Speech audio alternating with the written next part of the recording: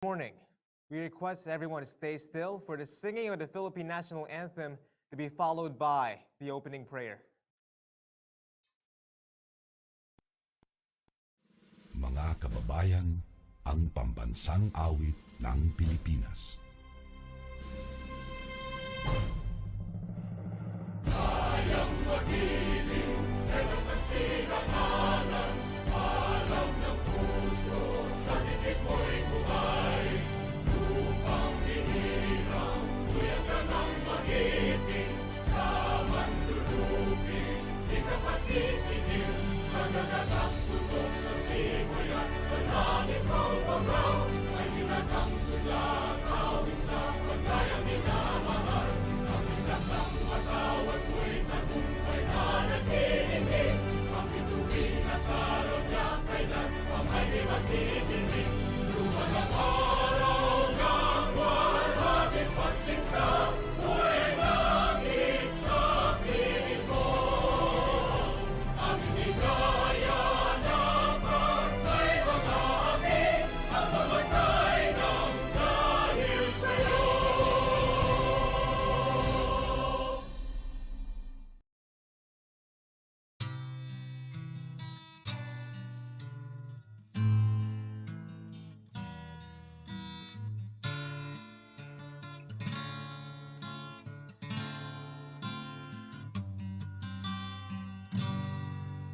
Sikoy ko kami gimu tolangit.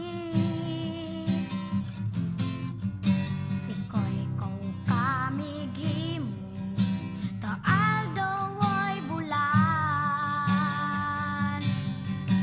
Ikaw ang nagbuhat sa kabituunan.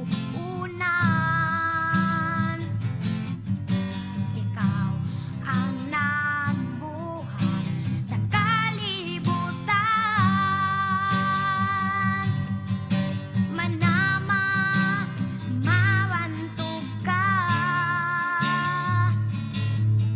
Warag po ko ilingkoy ko. O Diyos, kahibulungan ka. Busa ikaw lang ang simbahon ko. Manama, mawantog ka. Warag po ko ilingkoy ko. O Diyos, kahibulungan ka. Busa ikaw lang ang simbahon ko. Busa ikaw lang ang alagaran ko.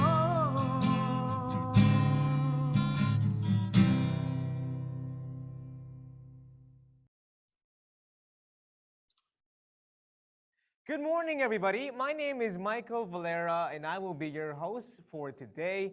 Welcome to Day 3 of Philippine Startup Week. Last Monday, we officially opened the Philippine Startup Week 2021 with an opening ceremony graced by the secretaries and officials of the DOST, DTI, and the DICT. Yesterday, a press conference and the first main event of the week, the Innovation of the DICT, were held. Congratulations to the DICT for the success of their event. Today's program is the 5th National Technology Business Incubator or TBI Summit by the Department of Science and Technology. Technology Business Incubator Summit is an annual conference that brings together local and international technology business incubators and accelerators, government innovation agencies, innovators, and startups. In its 5th year, the summit's theme, Strengthening the Regional Startup Ecosystem to the DOST TBI Network. This year's summit aims to highlight the DOST's programs and initiatives for the regional startup ecosystem in the Philippines. To formally welcome us all is the Honorable Secretary of the Department of Science and Technology, Fortunato de la Peña. Professor Fortunato D. de la Peña has been working with the Department of Science and Technology for the last 30 years. He became the head of DOST's Planning Services, appointed as the director of the Technology Application and Promotion Institute, worked as Undersecretary for Scientific and Technological Services, and since 2016 as the DOST Secretary. While he entered DOST, he was a part-time professor at the University of the Philippines, Diliman.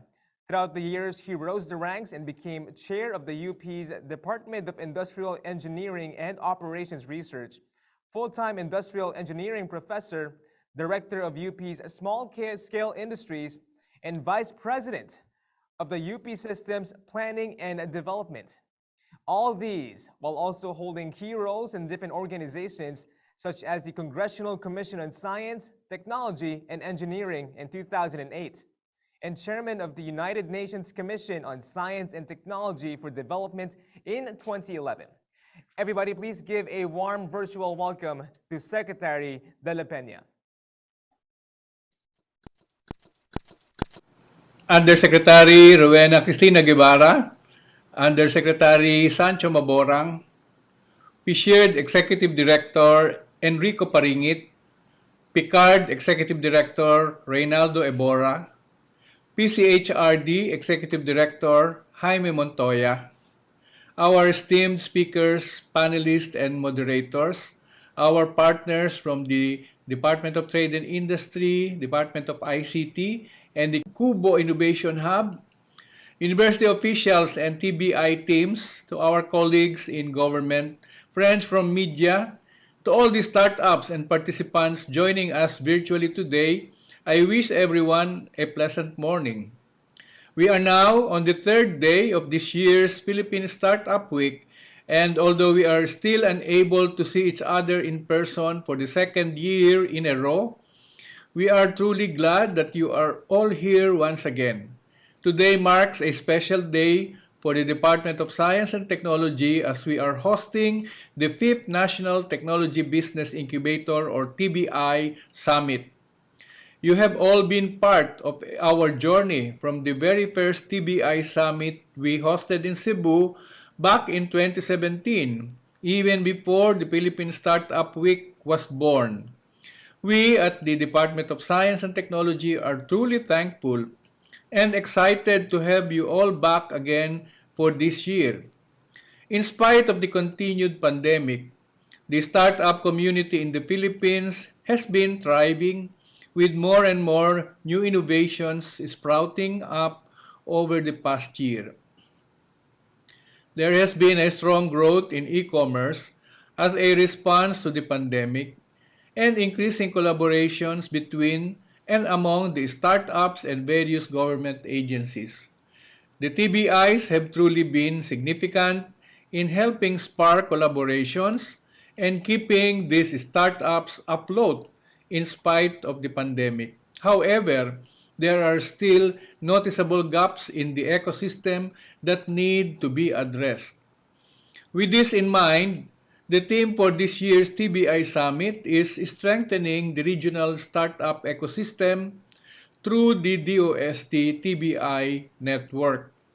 Recognizing the need for a more collaborative startup ecosystem in the Philippines, especially in the regions, we would be launching a new program through PSHERD, which is the HEYRIT Regional Startup Enablers for Ecosystem Development, or the HEYRIT RESEED program. This program was designed to help address the identified gaps and to foster a more collaborative regional startup ecosystem. Today's summit will be highlighted with the announcement of the first 9 consortia that will form the HEYRIT RESEED cohort for 2022. Stay tuned as well for the panel discussions, wherein we will learn from our friends in the investment circle as to how they believe startup investments can be trickled down into the various regions of the country. They will be sharing their thoughts on how our TBIs can help prepare our startups for future investment possibilities. I will also be joining a separate panel discussion together with some of the corporate entities who have begun partnering with and supporting our startups in the Philippines. Through this discussion, we hope that you will be able to pick up some tips and tricks that would enable you to strengthen your regional networks and provide better programs and services for your supported startups. This TBI Summit is also our way of showing you that we at the government are here to continually support you as we traverse the journey towards reaching 1,000 startups by 2023. Based on the latest figures from our TBI network, we have already supported over 850 startups. It may seem like a lifetime ago when we embarked on this journey, but we are hopeful that we will see our goal come to fruition. I believe there is also some good news awaiting us at the end of today's program, so we hope you stay with us until then. I am sure you are all eager to find out what we have in store for you today, so I will not keep you any longer. We hope that everyone present here today will take this opportunity to learn and be continually inspired by the stories and experiences that will be shared on this virtual stage. It is our hope that the passion for innovation of its TBI team will grow even bigger as we continue working together for the growth of our startup ecosystem. May we all have a fruitful and productive week ahead. Maraming salamat at magandang umaga muli sa inyong lahat.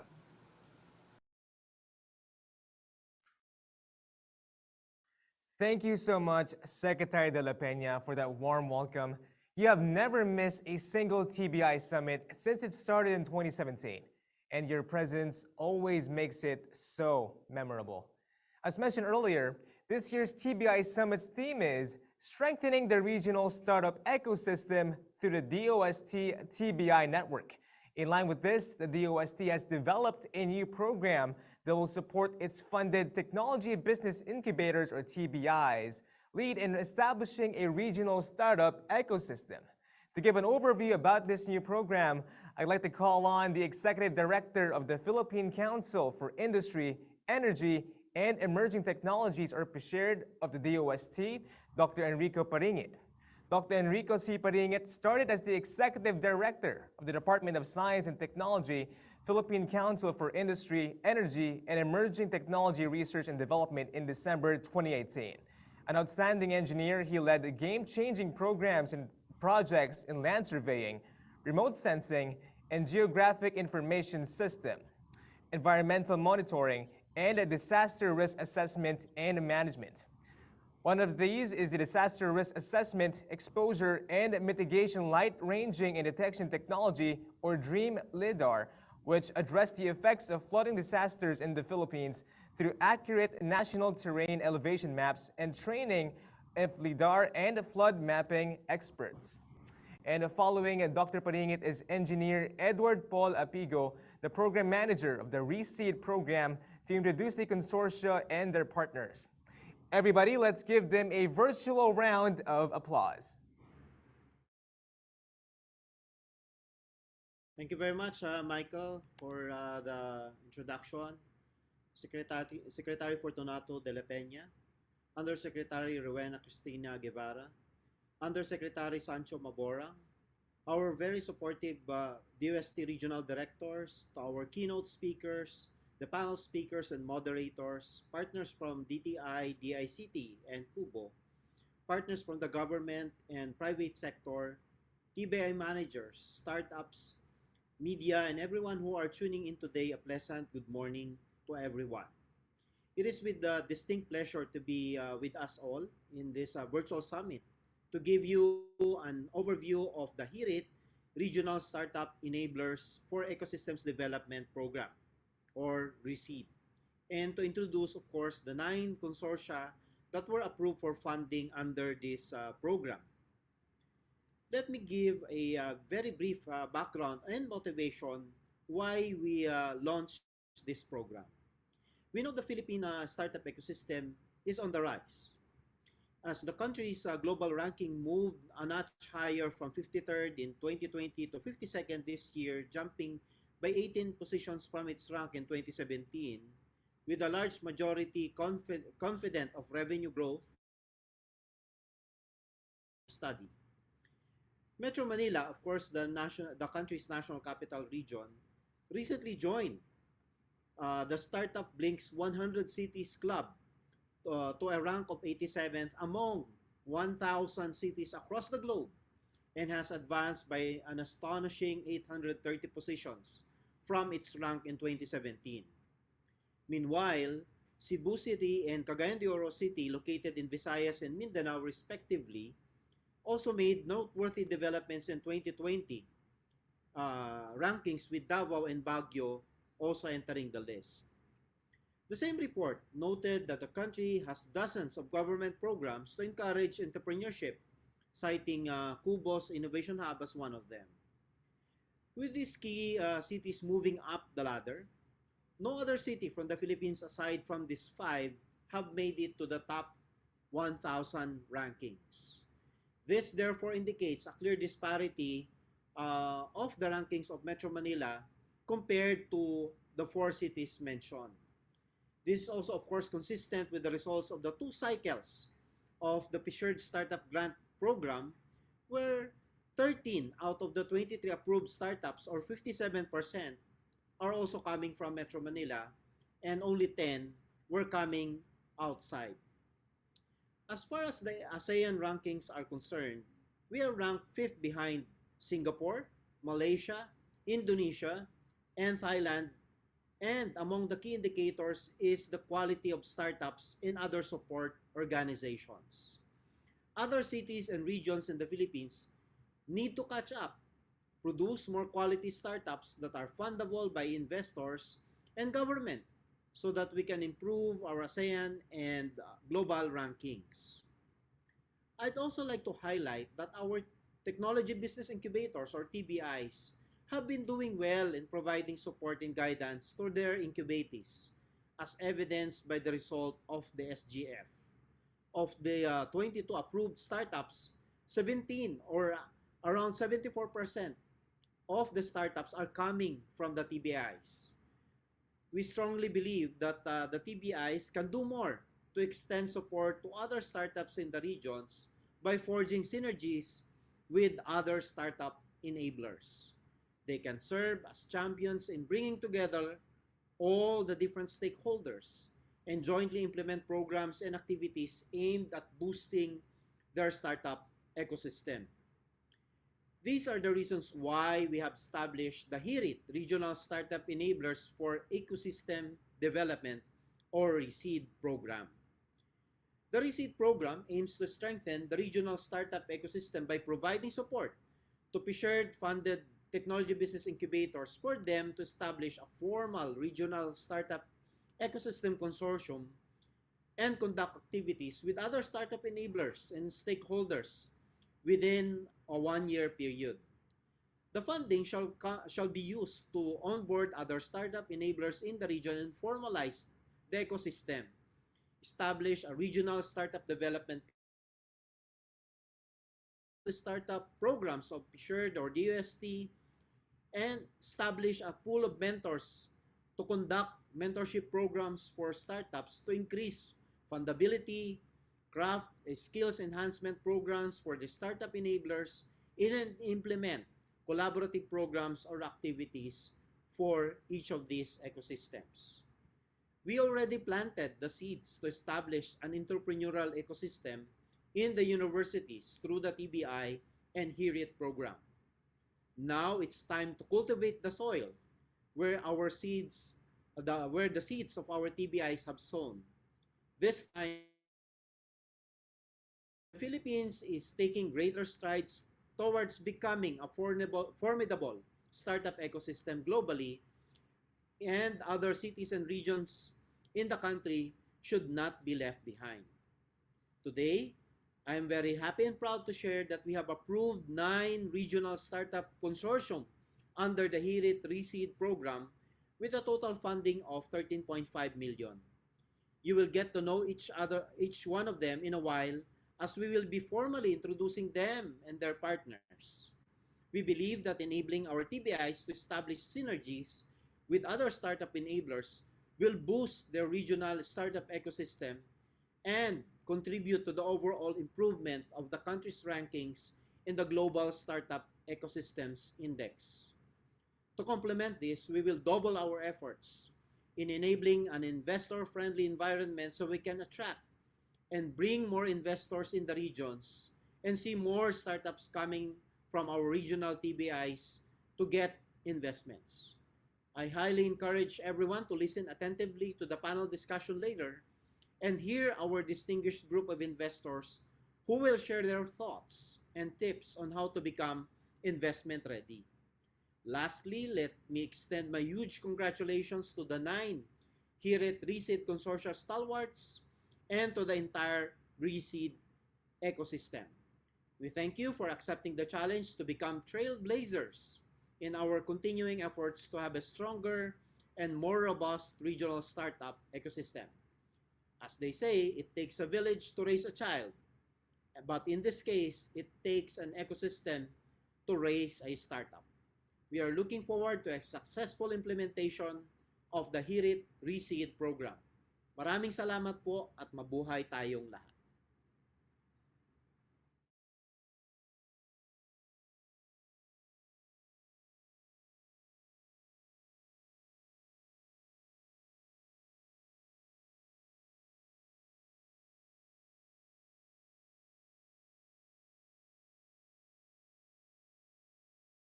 And as I mentioned, your organizations, I would like to request you to join us in this virtual floor.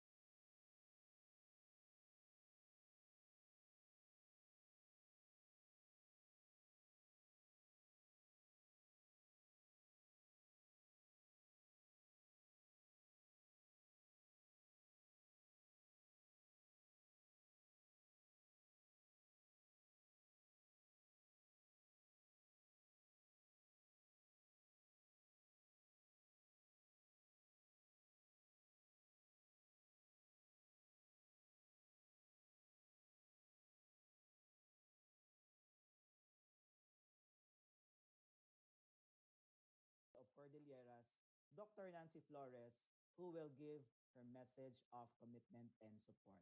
So I would like to invite the members of our consortia to join us in the virtual floor.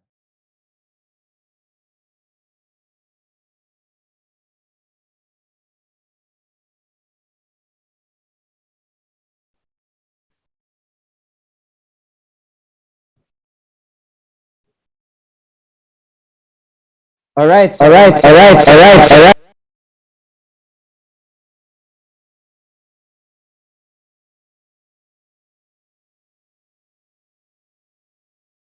All right, so in my cue, smile.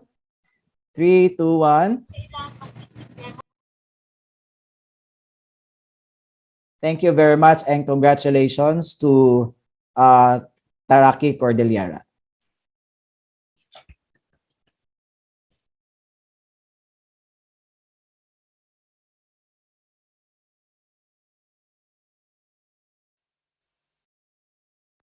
A pleasant day to all of you.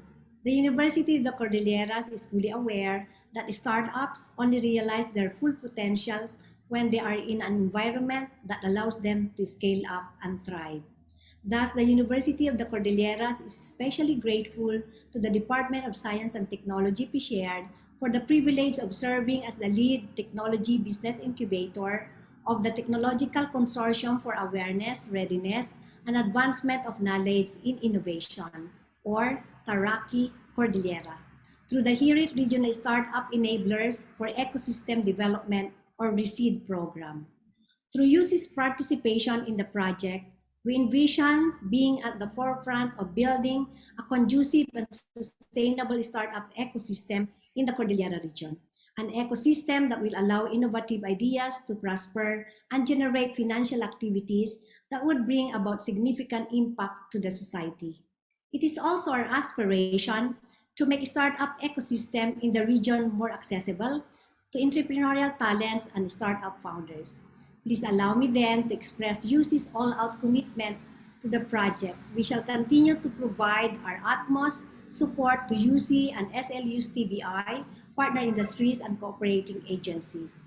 Although we have been making great strides in terms of scaffolding in design approaches and innovative processes since the establishment of TBIs in the Cordillera region, we still have a long way to go in order to realize our big dream. But with this project, where the triple helix model of innovation serves as the backbone, we are confident that we are on track to building a more prosperous and developed Cordillera region in the area of innovation. Thank you, and I wish each of us fulfilling journey toward success in our RECEED program. From the Cordilleras na imbag nga aldaw kada kayo amin. Thank you very much, Dr. Flores, for that message of support. And congratulations once again to Taraki Cordillera. Moving on to the next consortium, we have the Strategic and Collaborative Alliance for Leveraging Ecosystem of Startups in the National Capital Region, or the SCALE NCR. This consortium is led by the Technological Institute of the Philippines with their main partners from Upscale Innovation Hub, Miriam College, TBI, AIM Dado Banatao Incubator, UST TBI, Mapua University TBI, Cuba Innovation Hub, Adamson University TBI, DLSU Animal Labs, and other Director Jojo Patalenghog and Startup Village. And to deliver their message of support, please welcome the University President of the Technological Institute of the Philippines, Dr. Elizabeth Quirino Laos. I would like to invite and request the members of the consortium to open their cameras and join us in the virtual floor for the photo opportunity with Director Paringit.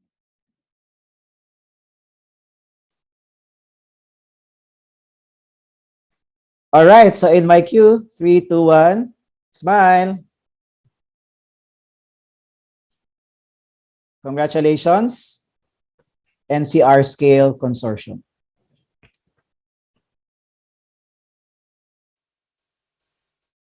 The Technological Institute of the Philippines is honored to be selected as the lead university technology business incubator of the Strategic and Collaborative Alliance for Leveraging the Ecosystem of Startups in the NCR. This is through the HERIT Regional Startup Enablers for Ecosystem Development RECEED program in collaboration with De La Salle University Animal Labs, Adamson University Technology Business Incubator for Neo Environmental Science and Technology, Asian Institute of Management Dado Banatao Incubator, Miriam College Technology Business Incubator, Mapua Sensorium, QBO, University of the Philippines Sustaining Collaboration in an Advanced Learning Environment Innovation Hub, and the University of Santo Tomas Tomasino Center. This is also in collaboration with other partners from the government, private sector, and other startup enablers in the region, namely the Department of Information and Communications Technology, Department of Trade and Industry, Department of Science and Technology, Regional Development Council, and PhilDev, among others. TIP, through its incubation arm, TIP Nitro, commits to support this TBI and the activities that will be undertaken by the consortium by allocating resources for this project. We would like to thank the OSTP Shared and our fellow TBIs in the region for giving us this wonderful opportunity to lead the harmonization of our efforts to strengthen the startup ecosystem of the National Capital Region. We look forward to the success of Scale NCR. Maraming salamat.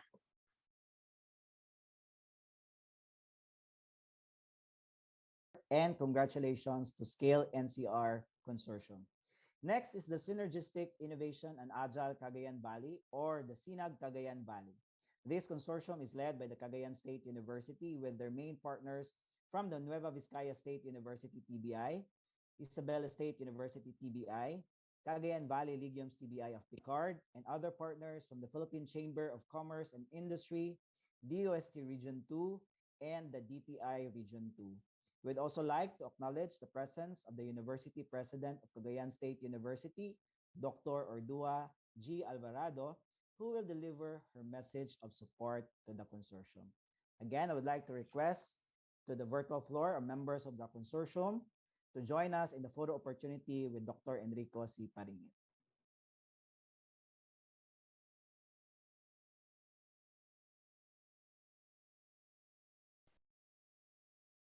All right, so in my cue, 3, 2, 1, smile everyone. And congratulations, Sinag Cagayan Valley Consortium.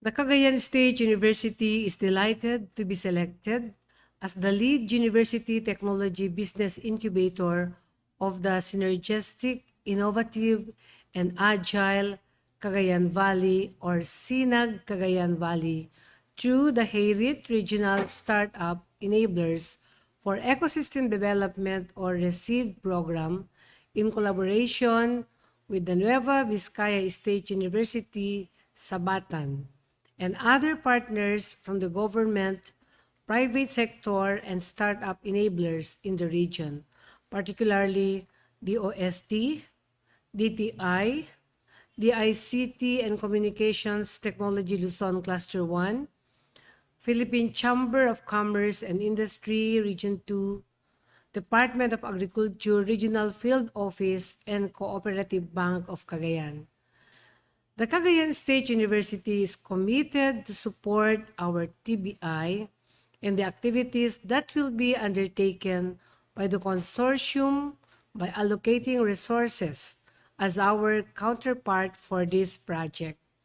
We would like to thank the DOSTP shared for giving us this opportunity, and to our fellow TBIs in the region for entrusting us with these tasks to lead the harmonization of our efforts to strengthen the startup ecosystem of Cagayan Valley.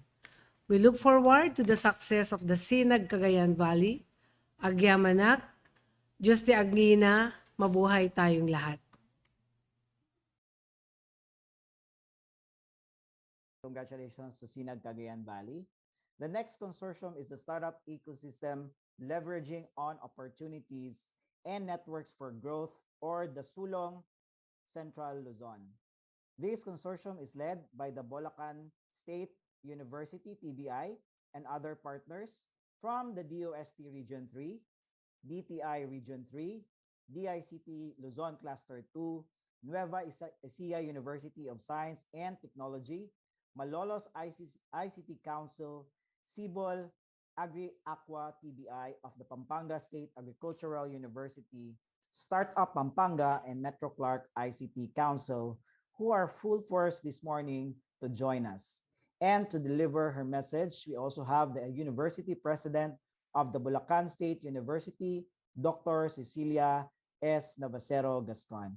I'd like to request the members of the consortium to kindly open their cameras and join us in the virtual floor to join Dr. Paringit for the photo opportunity.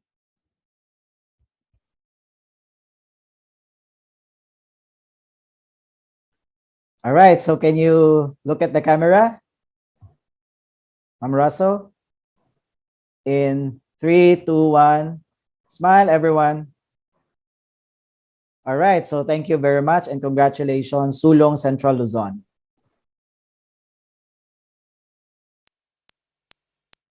The Bulacan State University is delighted to be selected as the lead university technology business incubator of the startup ecosystem leveraging opportunities and networks for growth, or Sulong Central Luzon, through the HEYRIT Regional Startup Enablers for Ecosystem Development Program, in collaboration with Holy Angel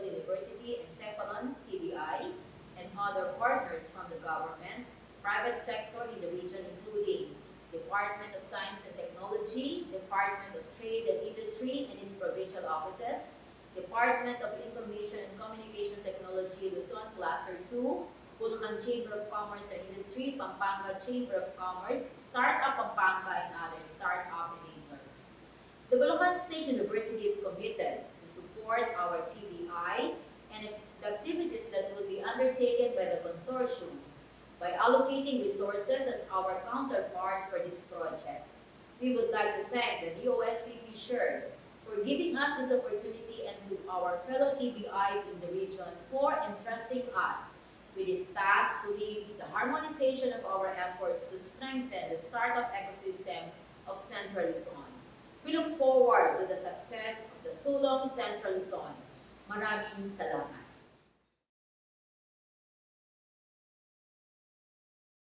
Thank you very much, Dr. Gascon, for that message of support.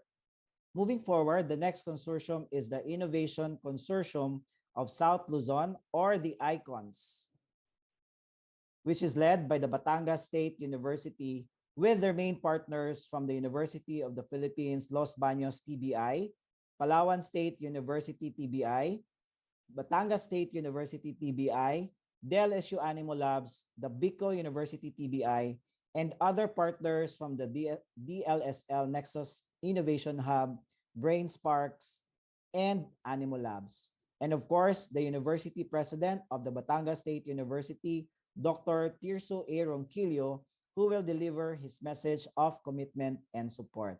I would like to request the members of the ICON South Luzon to join us in the virtual floor, joining Dr. Enrico Siparingit in the photo opportunity.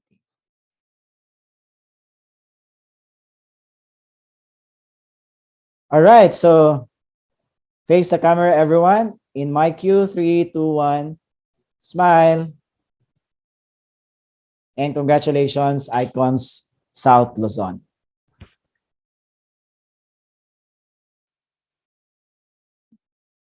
The Batangas State University, through its Center for Technopreneurship and Innovation, is honored and proud to be selected as the lead university technology business incubator of the Innovation Consortium of South Luzon, under the auspices of the herewith Regional Startup Enablers for Ecosystem Development Program of the DOSTP SHARE, in collaboration with the University of the Philippines, Los Baños Cebu, Palawan State University International Business Incubator, Bicol University City Delhi, the De La Salle University Animo Labs, First Asian Institute of Technology and Humanities Brain Sparks, and the De La Salle Nexus, and other partners from the government, private sector, and other startup enablers in the region, DOST, DTI, NEDA, DICT, industry partners, and our local Chamber of Commerce and Industries.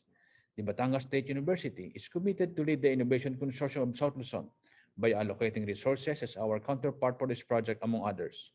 We would like to thank the DOSTP SHARE and our fellow TBIs in the region for entrusting us this task to lead the harmonization of our efforts in strengthening the startup ecosystem of Calabarzon, Mimaropa, and Bicol.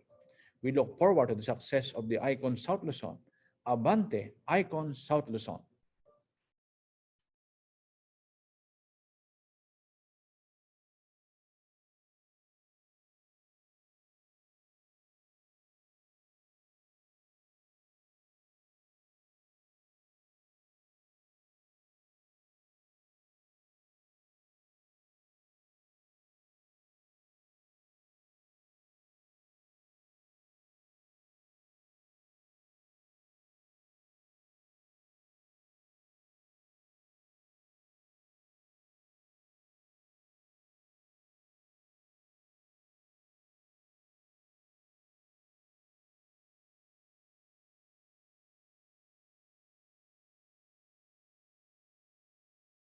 Presence of the University President of ISATU, Dr. Raul F. Muyong. Now I'll give the floor to our members of the consortia of the UMWAD Western Visayas.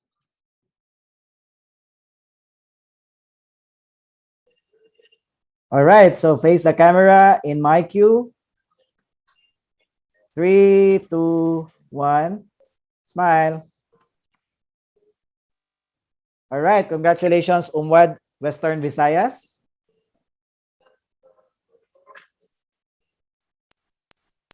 Good morning to everyone.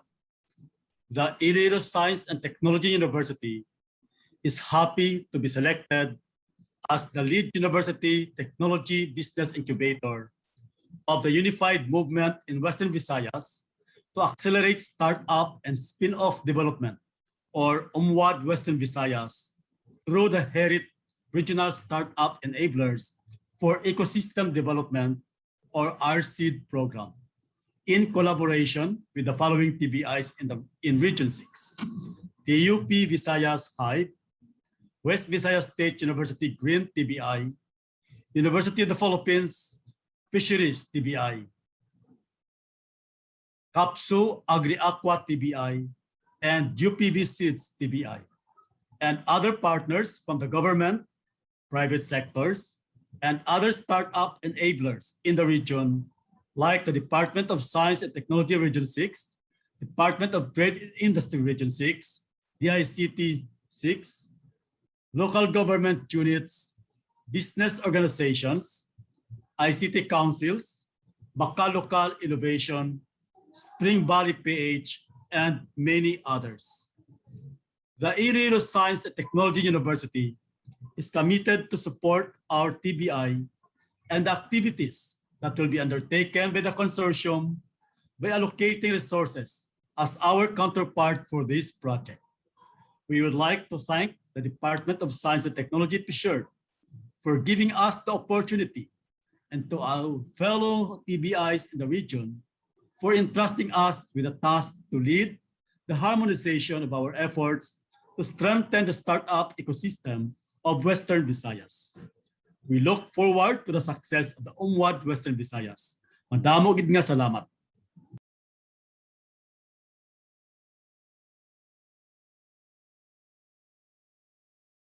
To UMWAD Central Western Visayas. Representing Region 7, we have the Development and Acceleration Support for Innovation Growth in Central Visayas, or DASIG, which is led by the Silliman University with their main partners from the UP Cebu TBI, CIT, and other partners from the government, academe, from DICT Region 7, DTI Negros Oriental, and SHED Regional Office 7, who are joining us this morning, and of course, the University President of the Silliman University, Dr. Betty McCann, who will deliver her message of support. All right, so in my cue, 3, 2, 1, smile. Congratulations, Dasig Central Visayas. Silliman University is proud and delighted to be selected as the lead university technology business incubator of the development and acceleration for startup innovation growth, or DASIG, Central Visayas, through the HERIT Regional Startup Enablers for Ecosystem Development, or RESEED program, in collaboration with Cebu Institute of Technology, University Wildcat Innovation Labs, University of the Philippines, Cebu in IT, and other partners from the government, private sector, and other startup enablers in the region. The Regional and Provincial Department of Science and Technology, or DOST, Department of Information and Technology, the Department of Trade and Industry, the Commission on Higher Education, Region 7, Negros Oriental Chamber of Commerce, the Philippine Chamber of Commerce and Industry, Region 7, colleges and universities, to mention just a few. Silliman University is committed to support our TBI and the activities that will be undertaken by the consortium by allocating resources as our counterpart for this project. We would like to thank the DOST PSHERD for giving us this opportunity, and to our fellow TBIs in the region for entrusting us with this task to lead the harmonization of our efforts to strengthen the startup ecosystem of Region 7. We look forward to the success of the development and acceleration for startup innovation growth, or DASIG. Daghang salamat.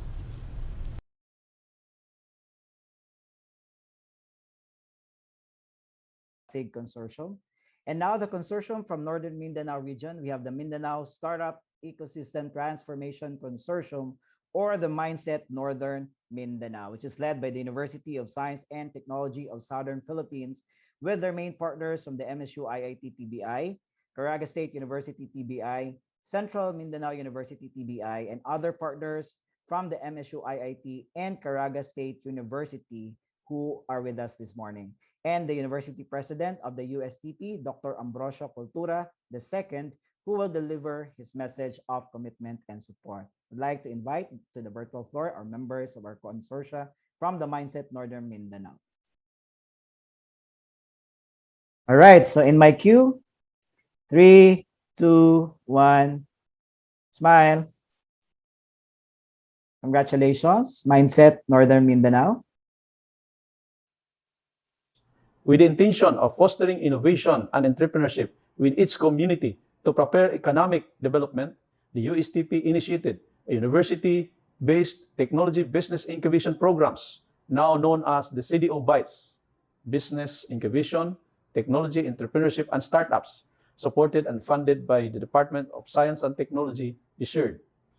Its establishment has consequently ensured significant contribution to the region's economic growth over time. In fact, out of the 1,000 countries evaluated in the 2021 Global Startup Ecosystem, Cagayan de Oro City placed in the 493 spot, ascending 87 spots in just a year. Out of the 17 total startups listed in CDO, 8 of those startups are former incubators of the USTP CDO Bites, while 2 were assisted by the university's TBI.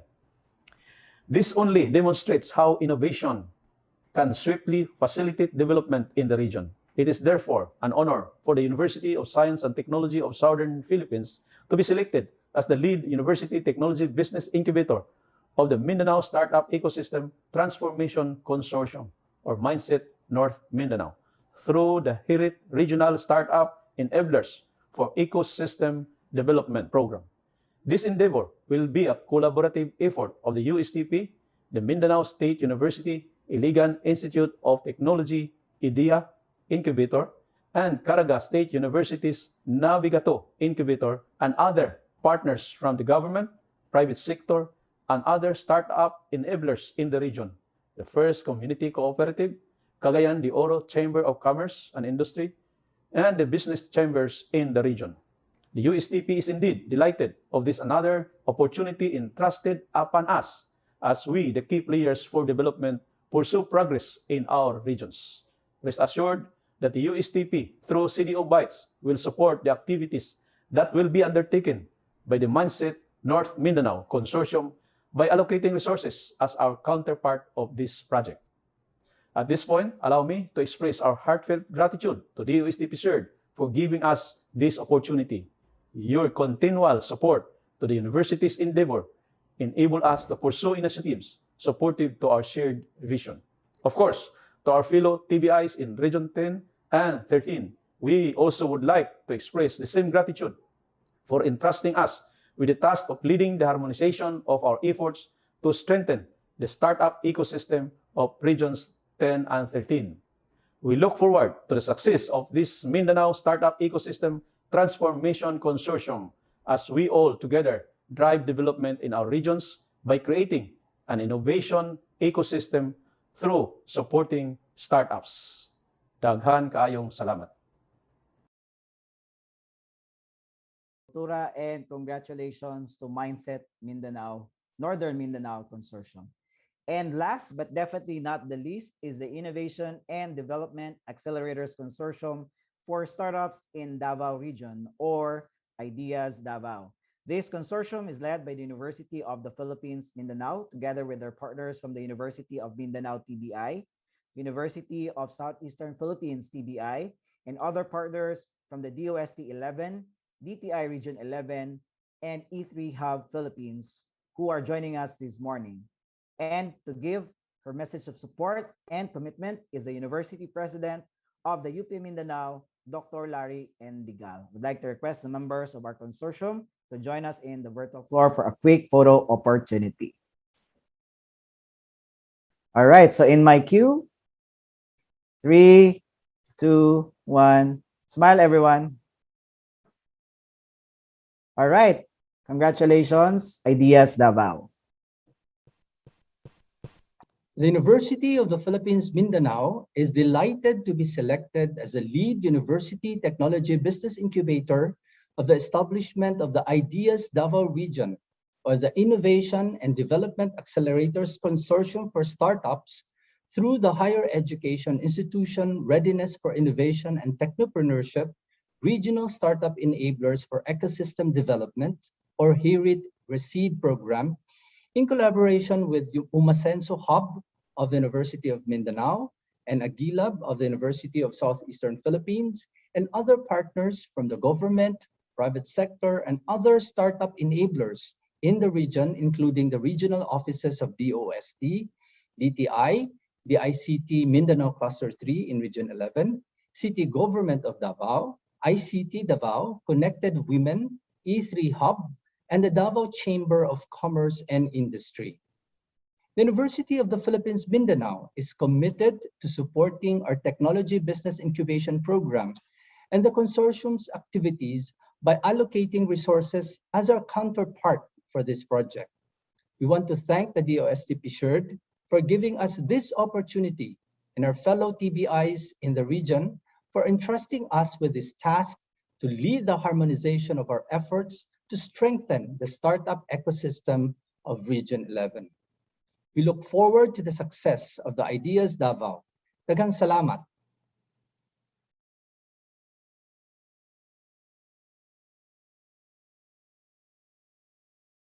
And commitment. And those are our 9 consortia for the HERIT Regional Enablers for Startup Development Program, or the RESEED program. Congratulations, everyone. And thank you very much for all your support to the shared programs for startups. And we really look forward to the success of the HERIT RESEED program and your respective activities under the RESEED program.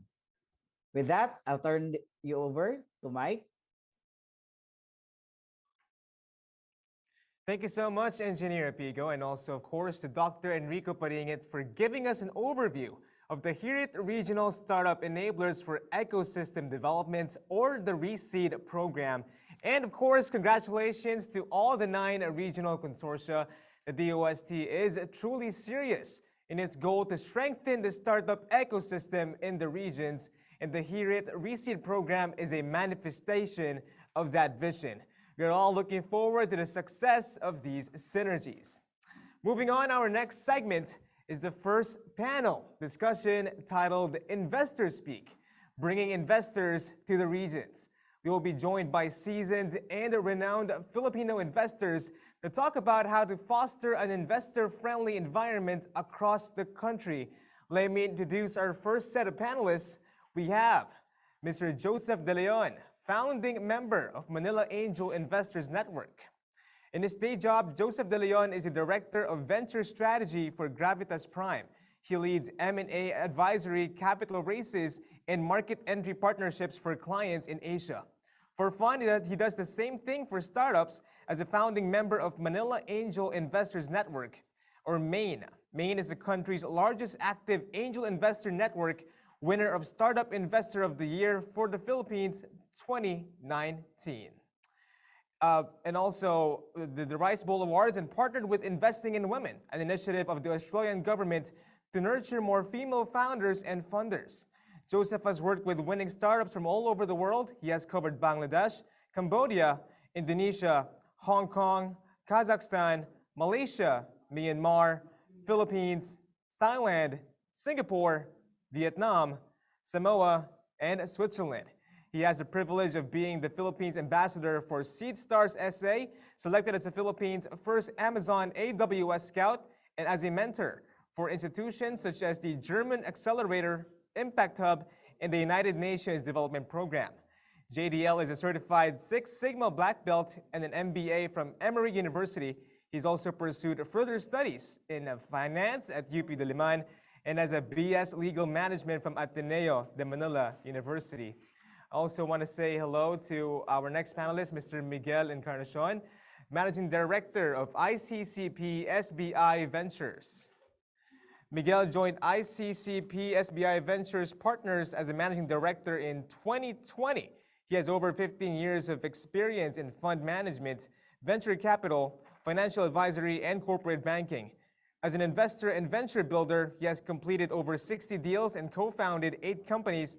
In 2017, he moved to Germany to establish an early-stage venture capital fund which provided family offices and corporates from Southeast Asia with access to technologies in Europe. And I'd also like to acknowledge, of course, Yusek Guevara, who is joining us here today. Thank you for taking the time to grace us with your presence. Of course, following Mr. Miguel Encarnacion is also Mr. Jojo Flores, co-founder of Plug and Play.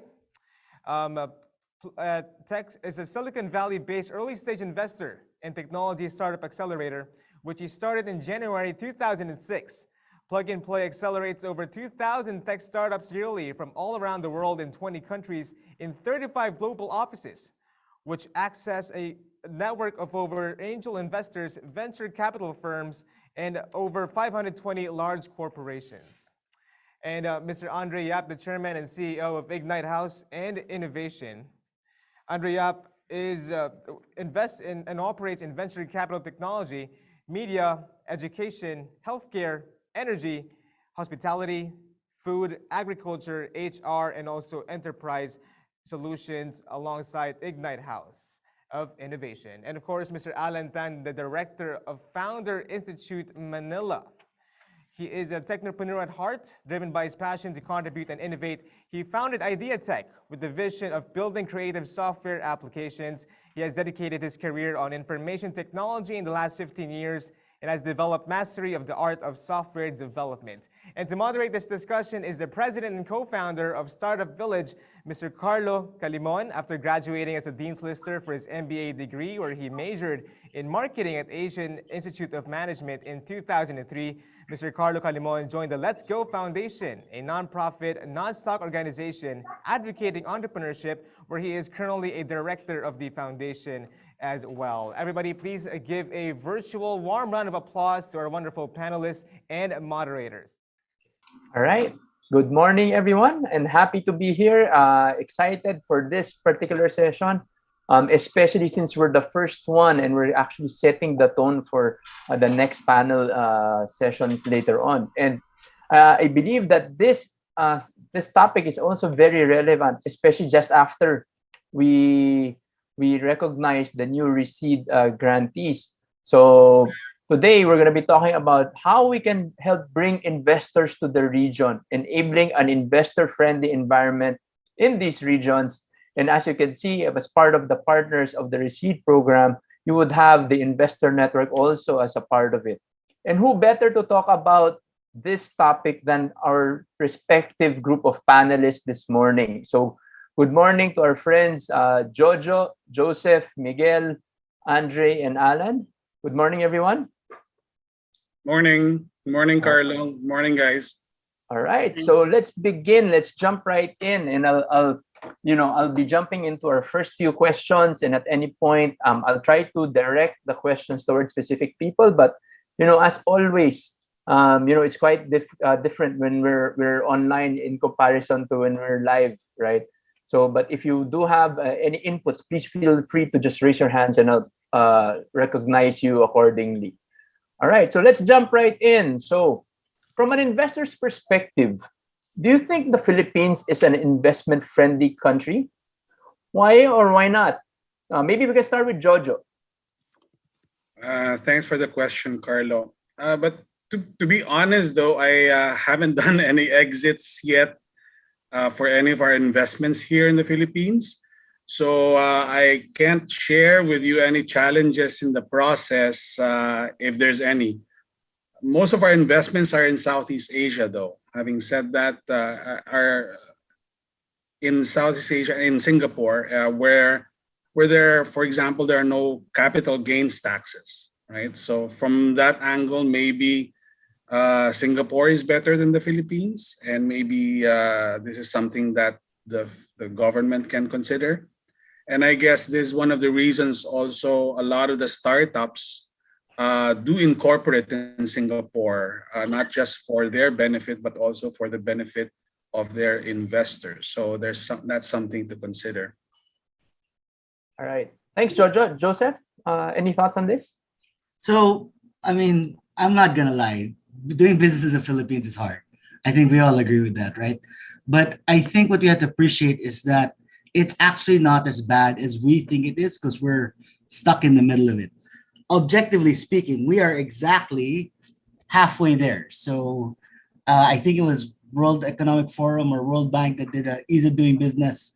And we are number 95 out of 190. So we are right smack in the middle. The European Chamber of Commerce, the Japanese business groups have all endorsed the Philippines as being, regardless of your political leanings, relatively stable. So it's probably not as bad as we think it is, but there's still a long way to go. All right. Thanks, Joseph. Miguel? I'll echo what my panelists said. I think the short answer is not yet. We're not yet investment friendly. I think we're on the way there. And there are definitely some good initiatives happening now. TBI Network is one of them, Startup Grant Fund. These are all fantastic initiatives. But the sad reality is what Jojo described, which is that most regional investors would ask you to incorporate in Singapore if they were to invest in you, right? So that's the sad reality. On a positive note, if you look at the first half of 2021, I think the Philippines was already third in the region in terms of capital deployed. We had a lot of headliner deals at the start of the year. So investors are definitely looking, but they're still a bit worried about the regulatory regime in the Philippines. So there's some more work to be done, but I feel like we're trending in the right direction. Right. Thanks, Jojo, Joseph, and Miguel. I think that taking off from what you guys have mentioned, I'd like to think about it very optimistically, as Joseph and Miguel mentioned that, we're not there, but we're getting there. And I just like to echo what Jojo said, that when we talk about success also, and the readiness of the Philippines or the country towards investment, it's also about key metrics. And amongst those key metrics, it's about these exits that investors are always aspiring for, right? And as you mentioned, we're not there yet, but we are getting there. And I think that, there is quite a need for us to make additional preparations and additional, what do you call this, groundbreaking or foundation building to be able to lead us towards that. So moving on, what do you think are the key factors that will make a Filipino startup attractive to an investor? Maybe I'll point this question towards Andre first. Hi, thank you, Carlo. Good to see you again. Parang nakikita lang tayo during Philippine Startup Week. I saw you this time last year as well. Yes. Good morning to everybody. Glad to be here. To your question, I think, we already have the baseline, in that the Philippines, if you're a Filipino startup, you're already in a country, one of a handful of countries in the world that has population over the 100 million. No? And we have a perfect demographic pyramid, young, upcoming, rising incomes. Most recently, I think this pandemic from digital innovations lens has been pretty good for the Philippines. We are in a recent, very recent, I think released last week, Google study. Google, I think Facebook was involved, Bain and Company and Temasek of Singapore cited us as far and away the number one country in Southeast Asia in terms of growth in digital. I think it is almost 100%. So we doubled our digital transactions year on year, 2022. And of course, a lot of that was pandemic. In fact, they cited two areas, online shopping and food delivery as driving the digital growth. And then when you combine that with the fact that on the flip side, we have still the lowest penetration digital-wise in the country. So in Southeast Asia, I think you can see the growth trends there pointing upward. I think it was you who mentioned the headline deals. No, of course, that's one or two startups at most that are driving the capital deployments in the country. In fact, I was just talking to the founder of one of them last week. No, so there's a lot of good headwinds pointing our way. I think for a Filipino startup to be attractive, you've got to be solving a clear problem, and you've got to show as a founder and as a founder team deep insights and a clear thesis as to why you're going to be relevant to this problem that you're solving. No, and then traction. I think the key traction metrics are that you're able to have customers. I mean, let's not use the jargon here. No, just you can get customers, you can hold on to customers. The frequency of your customer base patronizing your services, your solutions, a path to lifetime value. I think these are the attractive factors. Yeah. All right. Thanks, Andre. Alan, your thoughts? Yeah, I'll echo what Andre just mentioned. No? At the end of the day, I think in Philippines, it's still traction. That's still the key. You need to be able to show proof that you're able to generate revenue, and then that's when investors come in. Because as mentioned by Jojo, there's not a lot of exit in the Philippines yet, so there's really no story to tell. So the investors, they're really after the revenue that you're able to generate and make their investments based on that, not on the exit, not at this time. All right. Thank you, Jojo, and maybe you could compare this also with your other transactions also in the region. How can we level up the attractiveness as well? Yeah, sure. I think that's a very important question, considering that we have a lot of incubators in the room. Plug and Play is an early stage investor. At that period of the startup, what is most important to us is the dimensions of the team. We like to see strong educational backgrounds, of course, technical capability, especially in terms of building the product, domain expertise, as well as external mentors and advisors, I think are also very important for us to see. Aside from that, we also like to see of course, uniqueness of the technology solution compared to their competition. A lot of startups that we see fail in that aspect in comparing their solutions or products, not just to the local market, but you have to start looking at the global scene as well. Of course, some beta traction is also important for us, and I think that's for the incubators. I think it's important for you to facilitate that beta transactions for your startups. And in terms of market size, like most of VCs, we like to see the startup that can reach at like $100 million revenue, and start measuring your numbers in dollars. I think that's important for our startups and the incubators. I'm sure a lot of our VC friends here will agree that they ask that question, whether the company can become potentially a $1 billion company. And if it's not, then probably VCs are not your channel for getting investments. Thanks, Jojo. I think there's a lot of good insights based on those discussions or discussion points that our panelists have just shared. No? And I think that amongst those, it's really we do, as a country, we do need to come up with more stories to tell to make us the startup ecosystem and startups to be more attractive.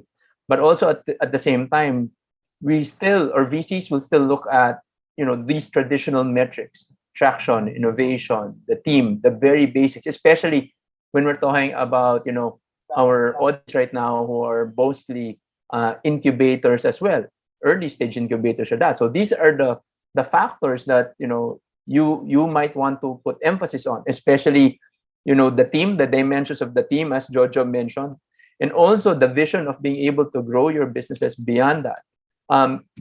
Maybe just as a side question, we've seen a lot of deal flow happening of late, right? We've seen all of these announcements, big and small, different stages. What do you think are the key factors, that allowed these transactions to actually become completed? Maybe Miguel can provide insights on this, given that the deal, there are new deals that are just coming out or have just come out in the recent weeks. From your perspective, what do you think are the reasons why these deals actually came? And as Jojo mentioned and everybody else mentioned, we've had a lot more of these this year in comparison to the previous years, right? Yeah. Well, I mean, I don't know who specifically you're talking about. We're talking about Yield Guild, Kumu. I mean, there are a lot of big and people small. to talk about. But I guess the big difference is that the ones that are able to attract like large funding from foreign investors are thinking large, right? And are solving large problems. And I say that in contrast to other businesses, and I need to emphasize this, it's not bad to be solving hyper-local or regional problems. The only distinction that you need to make, if that is the case for you, is that maybe you shouldn't be raising venture money. Because as Jojo alluded to earlier, venture capitalists have a specific business model. We need an exit. So you need to be going after these large billion-dollar markets for us to be able to get our money back. Now,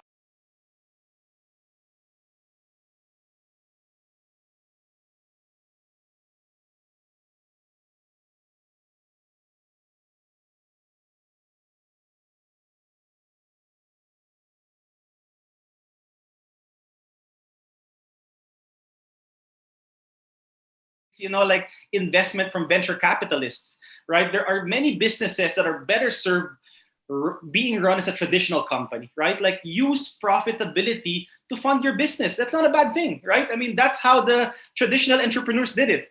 Like when you raise external money, you've set yourself down a path that you need to commit yourself to for the next 6, 8, 10 years.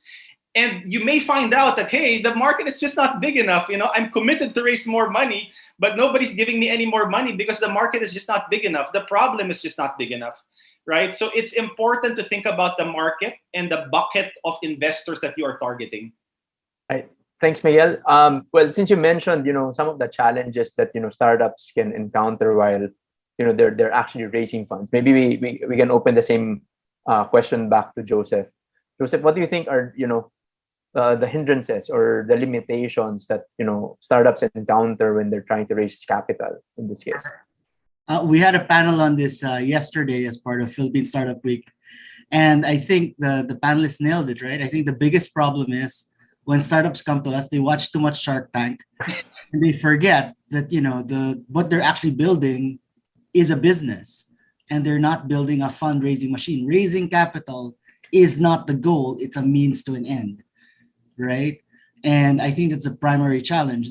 As building on what Miguel was saying, there's a lot of ways for businesses to secure their capital that are non-equity diluting.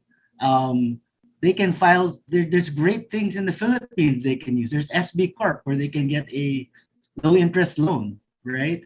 There's them using purchase order financing. There's other alternatives for that. And then in terms of liquidation, besides IPO or some crypto thing that's gonna make you a gazillionaire, just to plug my day job, traditional M&A is a very valid liquidation event that a lot of startups or businesses should consider. Call me, So I think those are the fundamental challenges. And then the bigger one, I think, is also, again, as Migs nailed it, not thinking big enough. The other missing piece is a lot of startups have a just good enough attitude as opposed to really pushing to be world class. All right. Thanks, Joseph. I think, insight from both what you mentioned. I think it goes back, as you mentioned, to fundamentals, right? It's not about the entertainment value that you get out of these shows. I understand, yes, people reference these shows as basis for their pitches or developing their business, and not really profitability or the potential for profitability, right? And I guess you're right. People haven't really explored the other options or the other tools, such as M&As or even these low interest loans, like with what SB Corp has, or even grants for that matter, right? So given that we also have a regional perspective in this panel, I'd like to ask: are there other cities or regions in the Philippines that have the potential to be the next investment hub? And I think especially as we just launched the consortias earlier, right? I think it would be nice to put emphasis on the potential of these areas in particular. What do you guys think? Maybe we can talk to Alan first.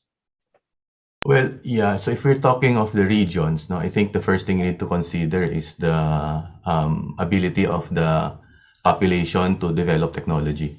So we're talking about maybe Cebu, Davao, who already have existing IT companies, who have developers who know how to develop software solutions. But there are other cities probably like Iloilo, and actually Bacolod would be a good, because there's a lot of old rich there. No, so and those are the ones who will bring in the money. So if you can actually interconnect the people who can build the technology with the traditional rich, and somehow combine them together, then you may be able to build a successful startup in the regions. And so I think the other question is, how do you actually convince the old rich to invest in tech? It's something that's really hard for them to understand. That's where I mentioned earlier, traction comes in, right? You really need to build the proof that you can generate money, because that's what they understand, diba? They don't understand ideas. They will not invest in ideas. So you have to build it first, show them it works, and then that's the only way you can prove them that they can actually make money. Because if you actually look at it, if I'm a traditional businessman, I would compare this. If I open a franchise of McDonald's or Jollibee against investing in you, what's the return? Diba? That's how the traditional businessman will think. So you compare it that, and if you're able to show that hey, this is better business than franchising McDonald's, then they can probably put 10-20 million pesos in you. So that's probably the opportunity in the region, in my perspective. Thanks, Alan. And I've encountered a similar conversation already before, with the moneyed individual, and the deal didn't go through with the startup because they were thinking about things from that perspective, very traditional. So how do you balance, valuation, especially, you're just starting, the potential is being talked about, then you're talking about X growth. How do you balance that? Right. And I think that's something that we all have to think about in trying to convince, especially the old rich, to put their money in That's gonna something be hard, that's because most of the old rich wants control, right? If they put their money, they want to control it, and that doesn't really work for startups. So you really have to have a good connection. I know some old rich who but they trust this they trust these tech people. They have already developed this relationship for one way or the other before the investment, so they know that it's in good hands. So I think you need to have that connection. The traditional way of investing, you need to know people, and you need to build credibility, so that they be able to take on whatever you're offering them. Right. Thanks, Alan. Anyone else want to jump into that question? All right. Jojo, maybe. Sorry, go ahead, Joseph. I just wanted to echo what Alan said. I think because of just scale of population, scale of businesses, Cebu and Davao obviously are like obvious bets, no? But I just want to maybe say that the local ecosystem in a city or a region has to be developing or developed for it to attract investment. It all boils down to quantity and quality of startups produced in that city or region. So I think the schools and the universities they're important. They're very, very important, not only on the technology side, but also in the entrepreneurial spirit side. I believe that this is most critical KPI for schools and universities. Like, how many good startups are you producing every year? You know, that certainly will attract in investors. So, for example, if you're able to tell me that you can show me at least 100 local good startups a year in your city from a pool of 1,000 ideas that you have gone through, then I'll certainly go and visit. Right. Thanks, Jojo. Joseph, you wanted to chime in on that? Yeah, very quickly. I think one of the other things you have to think about is having a homegrown startup doesn't necessarily mean that it has to be something that's run 100% just by Filipinos. If you look at other areas in Southeast Asia where it's attracting a strong digital nomad population, those can be inciting seeds for hubs for developing startups. I mean, I heard Siargao is pretty nice. If we were able to level that up to Bali as like a stopover destination, coupled with a digital nomad working visa for entrepreneurs, then we might attract more international talent that will then help level up local players, and then create a more virtuous cycle. Plus, it'll be more fun to bring back gigs and Oh yeah, that would be really, really nice. I actually missed that. Right.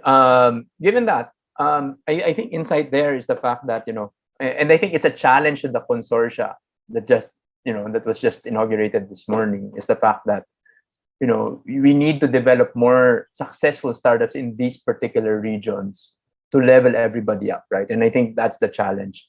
And in that mind, with that in mind, what should cities or regions with low investment activities or opportunities do to become more attractive to investors? Andre? Yeah, I was gonna add already. We're starting to, in this panel, thread a cohesive story here that I think is going to be useful for everybody, especially the ecosystems at the local level, which is, it was mentioned already. I think we've got to take this notion of global VCs out of the immediate picture where that needs to be what everybody's striving for. Because the fundamentals here, so as not to also scare away everybody, ano ba yan? Tataas naman ang mga pangarap ng mga to. The fundamentals here that can be attacked and nurtured at the level of every city is, look, it comes down to, do you have enough talent there? And can they solve real problems, right? And let's not strive for the moon in terms of real problems all at once when we can't even solve, let's say the term was used, hyper-local problems. Now, because startups is ultimately about innovation. I have to sow a little bit of controversy in this panel. I have a radically different view of pushing innovation and startups in general, at a national scale, which is, if we keep on talking about startups, we're probably going to turn off a lot more people than we're going to attract. What do I mean? And it's already reflected in this panel. The hurdles are very high.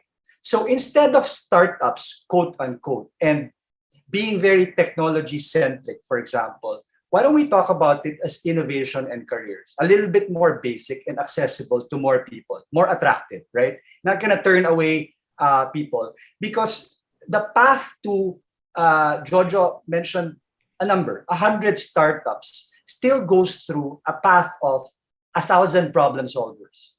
And if you've turned away most people because they feel like they can't be the 100 startups, then you're never going to get to the 1,000 or 10,000 problem solvers, among whom you can awaken the talent, the kind of talent that could have been one of the top 10 startups. No?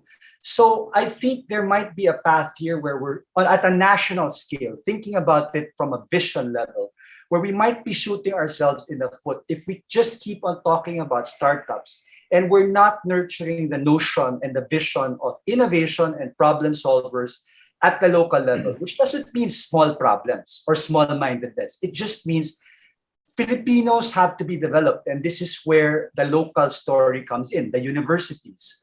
the local chambers of commerce that employ most of the professionals, the hardworking professionals. These are our talent bases.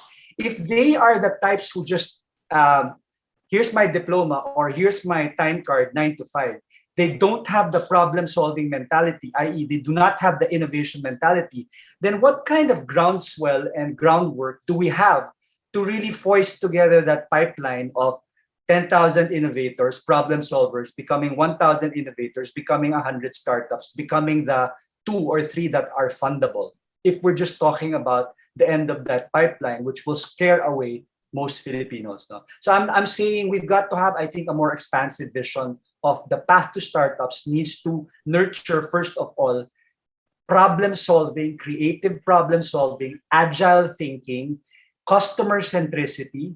These are more basic than what's the valuation or what's the, how do I raise Series A capital. No? If we start the conversation on the latter stages of the pipeline, we're going to narrow the pipeline, and there's going to be less Filipinos participating. So in summary, and I'll just introduce the last key thought here. I think to at the local level, even when you talk about Davao, Cebu, Iloilo, Bacolod, you want to increase the pipeline of entrants into the startup game. And the way to do that, to my belief, is not to just talk about startups, it's to talk about careers. Get into innovation, understand the fundamentals of innovation, agile thinking, customer simplicity, human-centered design thinking, rapid prototyping. I mean, these are all the building blocks of so-called startups. So you gotta get people into that. And there's a way to get to that, which is talk to them about their careers, advancing their careers. No, that's my 2 cents worth. Right. Thanks, Andre. I actually like that idea because at the end of the day, it's about creating, a funnel, right? Where we can transition people from just, even employment centricity to also developing these crazy ideas or crazy types of thinking that can actually solve real problems, and then eventually leading towards being able to convert these into startups, right? Miguel, what are your thoughts? No, Andre said he wants to sow some controversy, but I actually agree. It's a good point. I think the first step is really to change the mindset at the top of the funnel so that you can, create a wider funnel. That makes sense. I agree with that. I don't think I want to add anything to that. I would say that right under that first, first level of changing the mindset of founders, you already have your TBI network. Right, so you have these groups that are incubating these ideas and helping build them into MVPs, products that can be tested out in the market. What I want to focus on now is the next one that comes after that, which I think Joseph also might have something to say because he's one of the founding members of the Manila Angel Investors Network. I think that educating and changing the mindset of the angel investing community is a very, very critical piece of the puzzle because they would come next, right?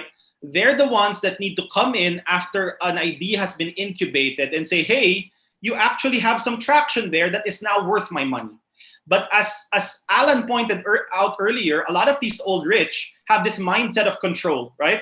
I'm coming in if you give me 50% of your business, in which case it may or may not work depending on what you're trying to do. And this is something I said earlier. Maybe you are only solving a hyperlocal problem or a regional problem, in which case, take that money.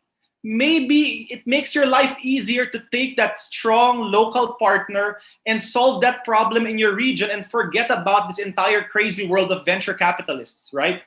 But the founder should know that. You need to take a look at the problem you are solving and then make a decision for yourself. Do I need to bring on board some old rich, entrepreneur who will control this business and help me grow it to a certain point? Or I'm going to say no to that because I'm solving a global problem and I'm going to go after the venture capital money, right? But educating the angel investing community is something that the local governments or these consortia can also do and should also do because that's the next step of your funnel.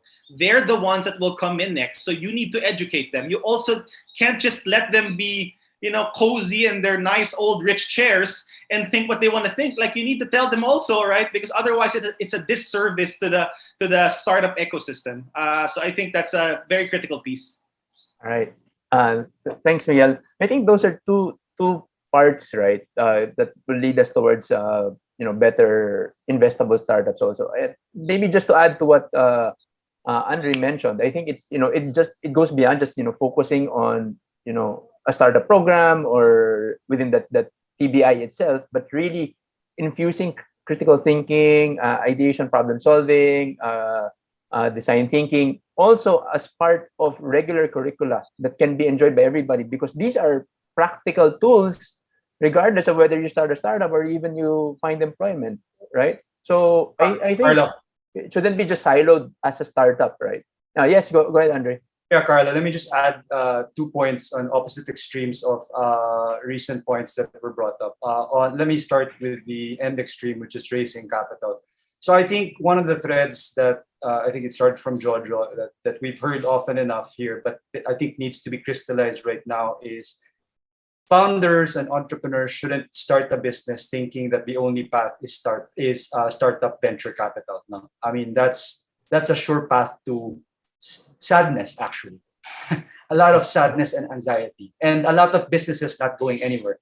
I think you've got to fundamentally be in love with the problem that you're solving. Solve that problem, and if it requires local investors, go for it. If you can fund it through cash flows, go for it. And if it requires global venture capitalists, go for it. But you've got to calibrate that from your personal state in the problem that you're solving. No? Let me give an example that's somewhere in between, maybe a bit more towards, but and then also the point that was brought up about excellent point by Miguel about who's going to be next. It's the investors. No, so my particular mode of venture investing in the Philippines when I came back here from 15 years in the US is when we do lead investments in early stage companies, no, and then we bring in big corporations and wealthy families, no, to co-invest, no, particularly those who have strategic interest and alignment with that company, no. And for the most part, that has been able to generate anywhere from 3 to 5 million US dollars, no. For the founders that we invest in. No? So we come in, we lead invest, we bring in co-investors, and that's been enough to bring them to pre-A and sometimes to A. No? Again, it depends because now they're growing, especially with, again, the pandemic. A lot of there's a few startups in our portfolio, like in healthcare, that have really shot up their trajectory. So they're now looking at A investments. But the calibration is based on the problems that they're solving. Now, let me add another piece to what was mentioned, which is Miguel mentioned TBIs. No?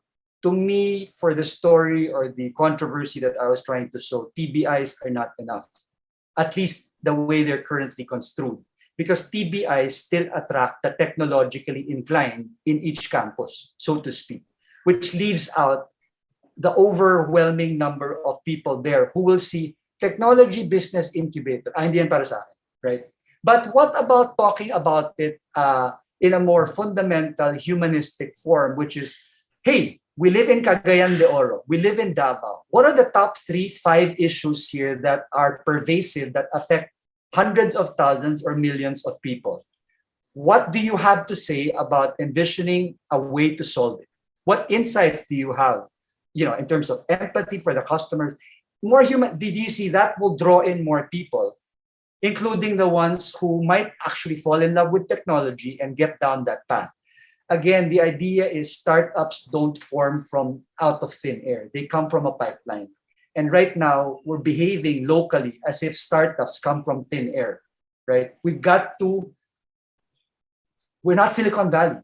And it's ridiculous to try to replicate Silicon Valley here. We don't have the same ingredients. So we've got to look at our fundamentals, and our fundamentals are our people and the wealth of problems that we have to solve. And we've got to turn on our people in universities, which means not just the engineers and technologists, the preponderance of students and professionals who are employed in corporates, in SMEs, even in LGUs, they need to be turned on as problem solvers, as creative problem solvers, as problem framers, as opportunity framers.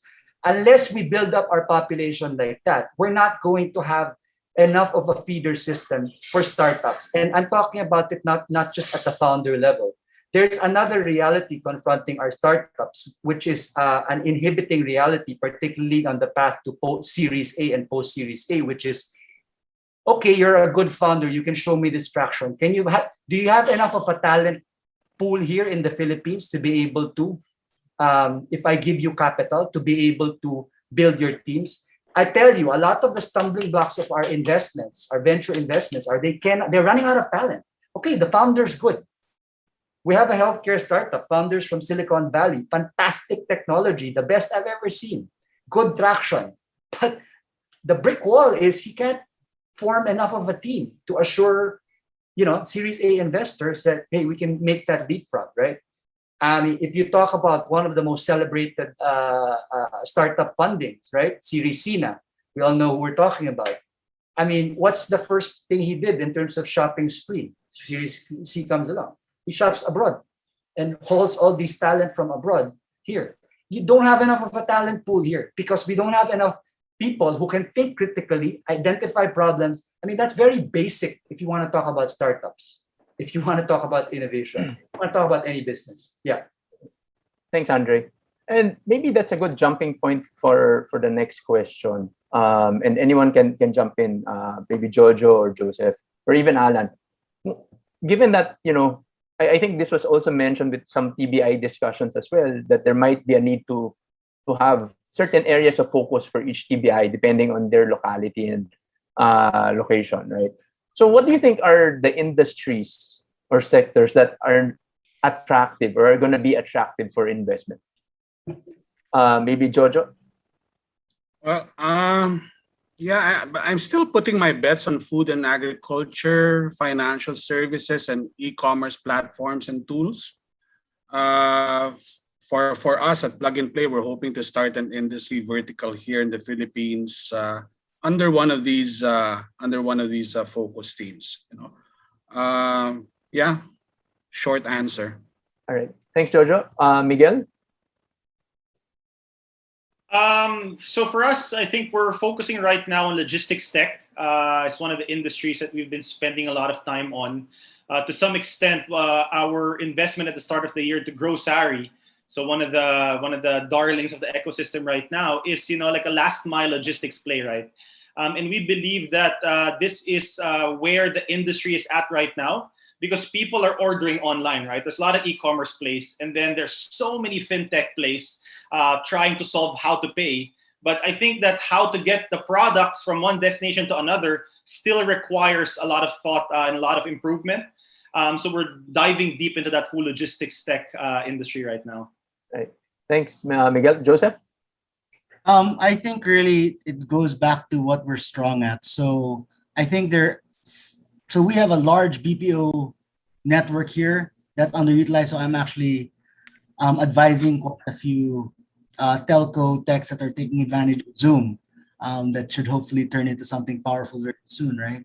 But besides that, there's also the diaspora that's happened, that's continuing to happen. That's part of what Kumu has been riding on. Even though the economy was bad in a post-pandemic world, our remittances has actually never been higher. So that's something we always have to pay attention to. And then with the return to work and return to retail, how will the future of shopping and going to work be? That's something we have to look at. But to your question, Carlo, from a TBI perspective, look at what's strong in your region. So one of the things that is a emerging trend that we have to look at would be the idea of ESG and the opportunity to capture carbon capital, right? So there's a number of TBIs that are going to be in the coastal areas. Find a way for us to generate mangrove businesses, right? Improve our agri. So there's a lot of opportunities there. It has to be based on what are your regional strengths, what are your regional challenges. Thanks, Joseph. Alan? Do you want to jump in on that? Yeah, I could probably add health tech. In the last batch of Founder Institute, like more than half of our founders are, into health. So maybe something you can look into. All right. Thanks, Alan. So, what advice can you give to our different TBIs on how you can help your startups increase their chances of being funded? Not necessarily investments, but also the other tools that were mentioned. What do you think? What advice can you give them? And how can they actually support their startups' journeys better? Anyone? I can take Go the ahead, first Alan. stab at that. Sure. So there's actually three aspects when we talk of innovation. The technology, the market, and implementation, and the government should be able to contribute in all three. So market would mean like connecting the startups to the market. I think that's what DTI is doing. You should be able to bridge the startups to the potential customers and let them do their primary research or do their interviews and potentially, becoming their customers. Then technology, I think this is what we were talking about earlier about ensuring that we have the right talents who can actually execute. And actually, the more important is the implementation because that's where regulation comes in. If we actually try to recall what happened when Uber came in, it was illegal, diba? There was regulation that was against that. And it so happened Uber was strong. I remember it was actually at the same time we had a graduate, founder, and whose idea is actually Uber but using motorcycles. Wala pang wala pang Grab food or anything like that before. But it was a founder from FI and said, "Oh, I'm gonna make an Uber for motorcycles." Habal-habal. But it was illegal, and he was a young entrepreneur and who doesn't have the capacity to actually fight the government and all the regulations. So eventually they shifted to delivery of mga items and goods, but then Grab came in and killed this business. No? But it was actually regulation that hampered that. No, which is why if you actually also look into fintech, why it's flourishing, it's because BSP is more open to technology. Yeah, they're more progressive, right, compared to other government agencies. So I think the government should come in being more open in terms of regulation, ensuring that we're actually supporting the startups. This will change the paradigm of how government works. They have to be able to accept that and should be able to adapt fast enough so that all the startup will be able to implement, especially in regulated industries. So I think those three they have to consider. All right. Thanks, Alan. And in relation to that, I think it's correct. TBI should really engage, especially the LGUs, so that they're more accepting also of the startups that are being generated locally, so that they can function and get traction and develop their products better. Anybody else want to give advice to our TBIs on how they can improve the startups? Yes. Yeah, Carlo. Yeah, I think that's a great question, but it also demands, I think, a really long answer. So I encourage everyone here, the TBIs, the new consortia, to reach out to any one of us at the panel, no, and other resource persons for a more in-depth conversation. But let me leave you again with these thoughts, no, from at least from a perspective of a venture capitalist. I mean, and I think we are a very, very active one. We do 200 investments a year globally. No? The last year we slowed down a little bit. We did only 162 because of the pandemic. But this year, I think we're on track again to make more, at least 200 globally. It's been a really good year for us too. I mean, nine of our portfolio companies became unicorns this year, which brings our total now to 24. So I think these sort of experiences would be really good for you guys. So it would be interesting for you to to have more in-depth conversations with us. But again, from a perspective of a VC, investing in startups is still a numbers game, no? As we have to invest in a lot to find a winner, and we have to look at a lot to invest in just one. So you have, as TBI managers, you have to understand this. You don't fail by giving us 10 startups to look at, then we don't invest in any of them. I think you failed because you've given us only 10 to look at. Okay? So the key here is really to make sure that you play the numbers game yourself. You have to understand that, making sure that your community comes to you with, again, 500 to 1,000 ideas, and then you choose 50 to 100 that you will incubate yourself. I think this is really the first step. But before I forget, while we were having this discussion, an idea came to mind, and I don't know if Dr. Paringit is still here or if Gev is still here, but I think you should highly recommend, if not require, the TBIs that you have to have at least one advisory board member inside the TBI that you choose. Like people here in the panel. I don't have time to be in a board of 3 or 4 or 5, but I can be in a board of 1 or 2, and then I meet for 2 hours with them every quarter. But I think you gotta have. We've always had this conversation with DOST and the TBI folks and team of how do you do this, how do you do that, how do you commercialize, blah blah blah, but instead of having these ad hoc sort of conversations, I think and the TBI should sell to us. You come to me and to become my advisory board member, and then I choose, right? Because I'm not going to choose any Tom, Dick, and Harry. I want to choose a TBI that I want to be part of. I want to have a story with.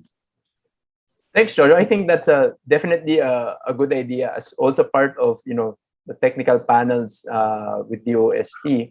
I don't know if Kev is still here or Dr. Paringit, but you should. I'm listening, Jojo. I'm listening, Secretary. Oh, Secretary Boy, long time. How are you? That will be adopted. Thank you, Sec Boy. Let's do it. I think it's important. We have an external advisory board member na yung alam nating okay, hindi yung sino-sino lang. Actually, I was just about to mention, Jojo, to you that Secretary Boy, good morning, sir, is actually present. So I could see him take down notes while you were saying that. But I agree. When we have our technical panels, we would often recommend that at the very least, there would be an entrepreneur as part of also the what do you call this, the panel, right? Or the advisory board, because they need the balance. Kasi, yes, Carlo, I agree. Carlo, kunyari, let's say na lang, no? Let's say yung TBI, iba-iba naman yung TBI, no? Pero yung TBI, sabi niya, I want to have a unicorn in the next 10 years. Di maglagay ka ng board member na marunong gumawa ng unicorn. True. I agree. Kasi kung wala kang board member na hindi marunong gumawa ng unicorn, paano mangyayari yun? I agree. Hula, good luck, ganon, hindi pwede. Yeah, and that should also help fast track the development of the TBI itself, right? So at least, Secretary Boy took note of that suggestion and he agreed already in principle. So thank you, Secretary Boy, and thank you, Jojo, for that. Anybody else? Anybody else want to jump in on that? Okay, so maybe what they call this? Maybe I can get some last points from everybody. what can you give? What advice can you give startups who are currently looking for investors who are part of this, and maybe some pointers that you can give them? Anyone? Yeah, maybe for my end, I would direct forgive me, but I'm gonna frame your question a little bit, and I'm gonna redirect my advice or my parting shots to maybe the DOST, this the Honorable Secretary is here, and the TBIs, no, the 9 that were announced, because they're the ones who can really make systemic interventions that can help the startups and the innovators. I think, in a word, watch the fundamentals. Don't try to shoot for the stars, the moon, when you run marathons when you can't even barely walk yet. And so, what are these fundamentals? I can think of 3. Very practically speaking, for where the country is and where most of our regions are. Number 1, talent development. And by talent, again, I do not mean just technologists. I think there is a dearth of, that's definitely one vertical of talent that needs to be developed at the level of each city or geography region, technology talent. But we also have to, we also need problem solvers, the problem framers, the critical thinkers, the entrepreneurs. No? So that's the talent piece, number 1. And that can be done through not just the TBIs, but the TBIs represent partner universities, right? As I understand it, TBIs are situated in universities now. So I think the DOST might have a more expansive view of the partnership, not just with the TBI, which is, as I understand it, really trying to leverage the technology-related resources within a university. That's good, great, keep that up, but expand the partnership also, so that you're getting the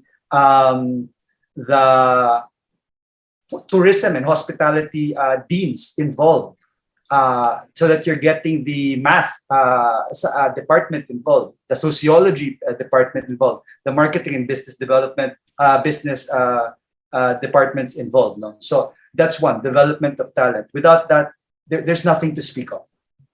Second is, I'm going to double down on this. I don't think the TBIs and the DOST should be gearing up these regional centers for venture capital. I think they should instead be gearing this up for local capital. That's the next step. They're never going to get to venture capital if there is no local capital to support them. There's going to be very few of them who can leapfrog local capital straight into VC. That's a pipe dream, and we're killing the pipeline if we dream that pipe dream on behalf of the people that we're trying to serve. No? So I think that's where Mr. Joseph De Leon, shall we do this? I really think Maine needs to spearhead a regional-based angel investor education accelerator program. We talk about accelerating startups. Why don't we accelerate the rich families, no? So that their eyes can be open. Venture capital is the number 1. It outperforms all other asset classes, no? We're not asking for gazillions of pesos, just 2 to 3% of your family portfolio. Ano ba naman yun? If we can, kaya yun, di ba, Joseph? It can be done. And I'm sure Jojo and Alan and Miguel here will support, right? That's the second leg, because we ain't gonna leapfrog all this venture capital talk. It's not gonna happen for most of the people that we're nurturing here, right? Let's not nurture venture capital, but we've got to nurture the steady step approach to get our pipeline there. Third, I think the alternative to capital, sometimes far more important than capital, which has to do with the velocity of any seed stage startup, is we need to have strategic partners that will accelerate MVPs. What is that? To get an MVP as a startup, as a seed stage, you need to be able to develop product very quickly and get it to users, right? And sometimes those users, well, why don't you line up the Chamber of Commerce? They have, 300 members, a total of, 17,000 individuals. Why can't that be the test base for MVP, whether it's in food, whether it's in agri, you've got to organize that way. So I think the TBIs, the DOST really need to do a more studied, intentional job of developing the local hubs so that the fundamentals are there. And we're not shooting for the moon, telling fancy stories that are not going to help the people on the ground. That's my 2 cents worth. Right. Thanks, Andre. Miguel, you want to jump in on your advice? No, like Andre said it perfectly. That's exactly what I had in mind, right? When I was talking about like educating the angel investing community, also, like I think that with the TBIs, there are a lot of resources available right now. So the panelists are all telling you that we are willing to help. Pitch us. So you have a great opportunity right now. I'm not sure if we have any startups in the room, but if there are, my advice is, like what I said earlier, right? Like understand who you're talking to, right? Like when you're talking to a venture capitalist, what motivates them? What's their investing behavior? If it's an angel investor, what is that? If it's a rich individual, wealthy family, how do they want to do things? In the same way that we are trying to understand your businesses, you have to put in the work to understand your investors as well. So that's it. Thanks, Miguel. Joseph, Miguel is also putting you on the same book that I put you on. Let's get this angel investor network outside of Manila. Pangalan niyo Maine, diba? Let's get it outside. No pressure. Thanks, Andre.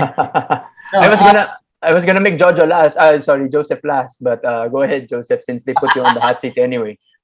So thanks. So we've actually been working on this for a while. We actually did go to Cebu at one point as a guest of the government to help promote that.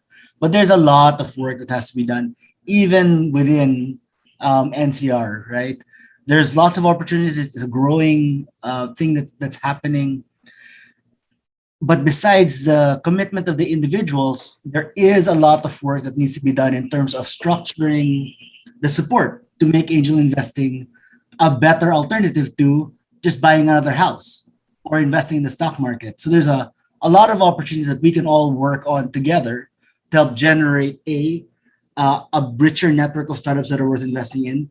B, making it easier for angel investors and equity crowdfunding to build up initial capital. C, and I think this is something we don't talk about enough, making it acceptable to fail, because 90% of startups will fail.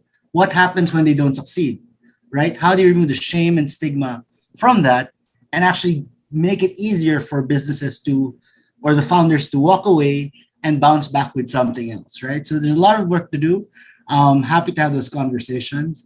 And I think the TBI network is one key platform where you can help by building not just great tech founders, but better teams, and not just within your region, but as investors, solving hyperlocal problems, or there's a lot of overlap, finding the best solution across TBIs would be something that's very powerful that we might want to explore together.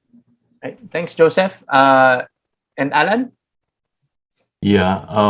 Before we even talk about investments, let's make sure that we actually have a program that will be able to develop the skills of the founders into building the right quality of startup. I think this was emphasized earlier by Andre, and because they have to understand that startup is about using innovation to deliver value and making money in return.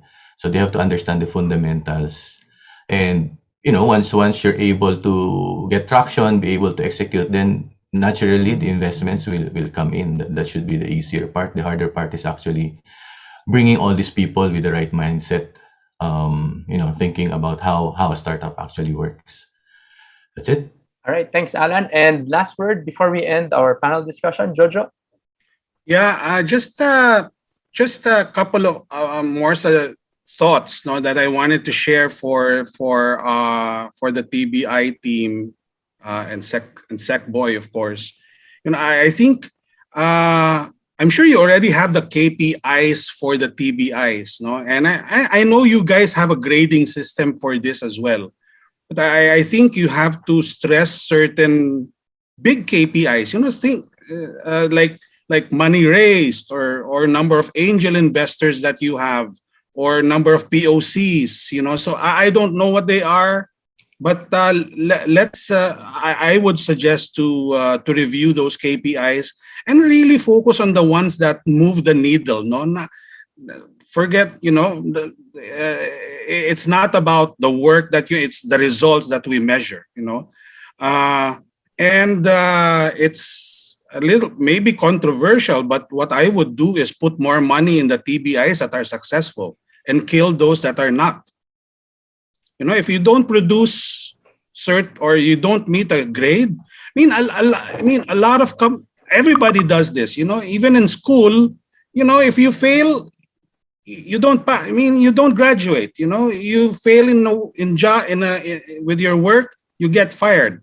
I mean, General Electric has been doing this for the longest time. They fire 10% of their people, the bottom 10% people every year. No, I mean, I think if I'm not mistaken, De La Salle University also does that. 10% of their worst performing faculty gets fired every year. Let's do the same with the TBIs. Put some fireworks under their and let them perform. At the end of the day, this is also taxpayers' money. So we have to manage it really well. All right. Thanks, Jojo. And thanks also to our panelists, Alan, Andre, Miguel, and Joseph, for joining us this morning in our first session, bringing investors to the region. And thank you also, Secretary Boy, for joining us in this session as well. So with that, thank you, everybody, for listening, and good morning. Carlo, thank you. Thank you. Thank you, guys, gentlemen. Thanks. Thank you. Thank you, Sec Boy. Back together. Thank you so much to all the panelists and to the moderator for that very informative panel discussion. I'm sure the startups, the TBI teams, and our virtual audience have learned a lot from all of your insights. I hope they all took notes of the tips that you have provided on how to secure an investment from investors. And as these panelists mentioned, it's not as simple as acquiring more money. Obviously, raising capital is amazing, but your top priority as a startup is growing your business. Before you jump into it, you have to evaluate, intensively and extensively evaluate your business, your product, your needs, and the environment. It's not gonna be easy. Of course, nothing really is. There's gonna be a lot of challenges waiting for you. And as they mentioned as well, there's still a lot of room for growth here in the Philippines and in the regions. But with such a supportive ecosystem and amazing institutions like the DOST, the future is really bright for startups and, of course, entrepreneurs like you. All right, from one powerhouse set of panelists, we are now on to our next set of powerhouse speakers to talk about corporates for startups. Joining us in this panel discussion are the Honorable Fortunato de la Peña, Secretary of the Department of Science and Technology. Mr. Jojo Malolos, CEO of JG Digital Equity Ventures. Mr. Arvin Yason, Innovation Lead of Accenture Ventures. Mr. Toby Floro, Investment Officer of ADB Ventures. Ms. Natasha Bautista, Head of Growth and Programs of 917 Ventures. And Mr. Federico Gonzalez, Executive Director of DLSU Animal Labs. To moderate the panel discussion is Mr. Winston Damarillo, CEO of Talino Venture Labs. Everybody, let us all give our second set of panelists a very warm round of virtual applause.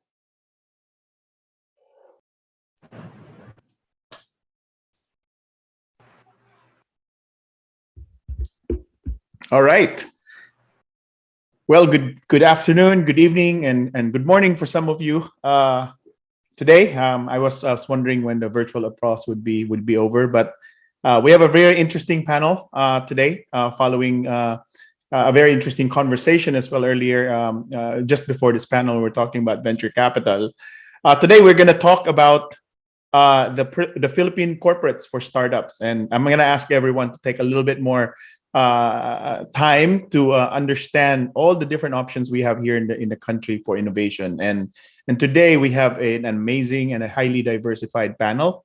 We will always be spearheaded by our beloved and honorable Secretary de la Peña, who's going to lead us off here today to talk about the Philippine corporates for startups. And then we'll have, a panel that ranges from Accenture and Animo Labs, getting our early stage startups and innovators and entrepreneurs off the ground, all the way to very large efforts from corporates like the Gokongwei Group in DAV, Globe Telecom with 917 Ventures, and also participation from banks like Asian Development Bank, as we as a group and as an ecosystem work together to build our Philippine startups now. So it is my pleasure to be moderating this panel today. I would like to get us off by asking our Sec Boy to start with, lead off the panel and share with us his thoughts about the corporates and startups and how the government can complement the move of our large corporations and venture builders as they invest in startups, and what are the efforts of the OST and how we can collaborate together. So, Sec Boy, on to you, Paul.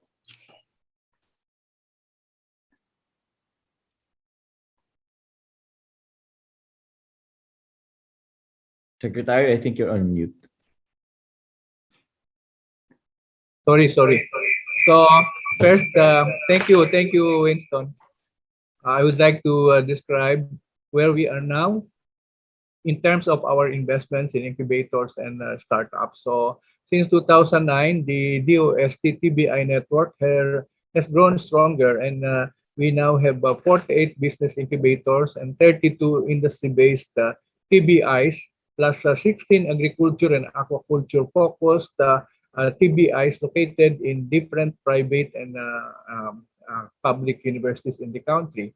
It has been long my advocacy to promote technology utilization and entrepreneurship in the country, even when I was just at that time the director of the Technology Application and Promotion Institute way back in 1989, and also as director of the UP Institute for Small Scale Industry. So we have even at that time in the early 90s set up incubators at UP and also in our own research and development institutes. Now, to measure the success and impact of our TBIs, we have our metrics also. And over the years, our TBIs have collectively incubated and supported 851 startups, and 236 of them, or 28%, have become full-blown companies.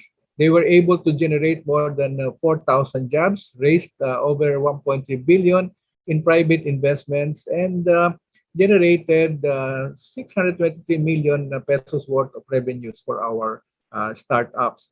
Now, with regards to the mention of Winston about the big corporates, I think this is one area that we can go into now, considering that big corporations also sort of incubate, okay, and can benefit from the innovations produced by startups. I remember when I visited Plug and Play, they had a section there for the big corporates incubating startup companies, okay? And so this is one thing that we will probably move into now. Thank you, Winston. Great, thank you, Sekboy. And I know that your support in our startups have been there for the last 30 years. I think we have greatly benefited from all the efforts of the DOST, and a bit of a comment there in the TBI. I'm glad that it's plenty and it's broad, and it's a great opportunity for us to really level the playing field. And I would advocate to keep growing it and keep expanding it. No, so.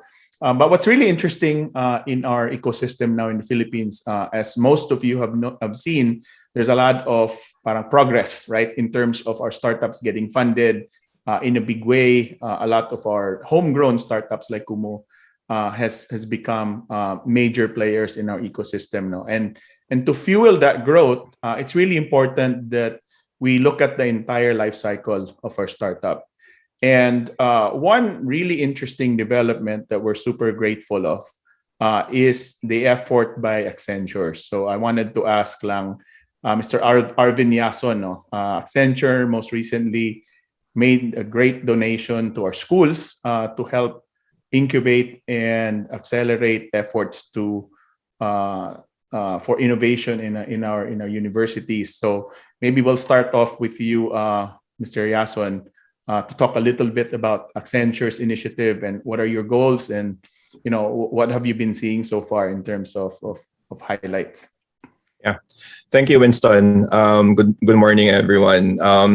So a lot of people, I think, know what Accenture is. We're a global technology services company. We've been in the Philippines for more than 30 years. We're one of the largest employers in the technology area. But I've been working for Accenture for the past 25 years. And when I took over our Philippine Hub for Innovation a few years ago, one of the initiatives I really wanted to pursue was to help the local ecosystem grow. No, again, as a quote unquote corporate IT services company, I think there might be a perspective that we're not as cooperative and collaborative with the rest of the ecosystem. But I think far from that, we really, even before this donation, this grant last year, we've been trying to really uplift the local ecosystem. Now, just a bit of context, Winston. Accenture Ventures is the unit within Accenture that it's a global unit. It's headed by Tom Looney-Booth, who's a veteran VC from Silicon Valley. And the intent globally is to actually work with late-stage startups, all of them deep tech, to work with them to actually offer their solutions to our own clients. So Accenture works in over 100 locations. We work with pretty much the majority of the Fortune 500 companies, right? And our intent there is to actually help these startups and help our own clients by finding them the best solution. It's not always our internal solutions that are the best. In a few cases, it's an innovative solution from a startup. And we work globally with these late-stage startups that have proven track records already. Now, last year, the nature of our grant last year, well, I say last year because it was our last fiscal year, but it was only last August. We granted 80 million pesos to 10 partner institutions, the TBIs and the universities that they're attached to. And our intent is actually dip our toes into the water first. We wanted to help incubate and accelerate early stage startups muna, primarily to the academe and the attached TBIs. It goes back to what I think Anjay in the first panel was talking about there. There's a realization that we have to start as early as possible in the funnel. And we wanted to make sure that the right areas, priorities were being pursued as early as, again, in college and university, because there are gaps in certain technologies that we need to catch up on. And it also goes to, again, I think some of the things that the first panel talked about. It's not just about the technical skills, but it's also about fundamental skills around agility, design thinking, etc. as well. By the way, one of my co-panelists here is Sir Dicky. They're one of our grantees, no? And one example is we gave a grant to Animal Labs. They're going to use different ways. One of them is DLSU is doing some research into ESG. Sustainability is a top priority for Accenture and our clients. And I think there's an opportunity there to differentiate the Philippines. And again, they're also free to actually release some of our grants to fund some of the startups under Animal Labs as well. Great. And many thanks for that grant. No, I'm sure it's going to mean a lot for our TBIs. And just a quick question for you right before we jump on to Sir Dicky here to talk about Animal Labs. Does that mean that Accenture will be looking at investing in early stage startups in the Philippines at some point down the road? Yeah, actually, again, globally, it's a bit different. We're looking at late stage now. We're using our new fiscal year. We're just ending the first quarter of our new fiscal year to understand the local ecosystem better. So we're working with the 10 the 10 partners. We're also working with other partners like Ideaspace / Kubo to understand, because there will be a desire later on. The global initiative is called Project Spotlight.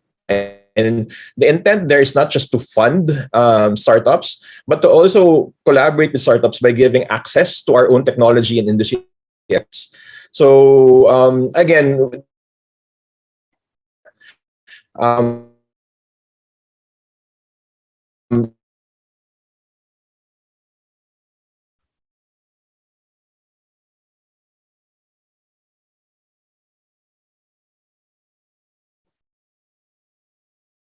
Did we I think we lost them. Yeah, all right. Well, why don't we jump on to Animo Labs, no, one of the beneficiaries of Accenture this year. And Sir Dicky, thank you for carrying this forward and bearing the torch of Animo Labs, where we Lasalites are really excited about what you're doing there at Animo Labs. Maybe you can share with us what's new, what's going on at Animo Labs, and maybe share with us how you're able to partner with corporates like Accenture, and maybe even with Plug and Play, and tell us more about Animo Labs.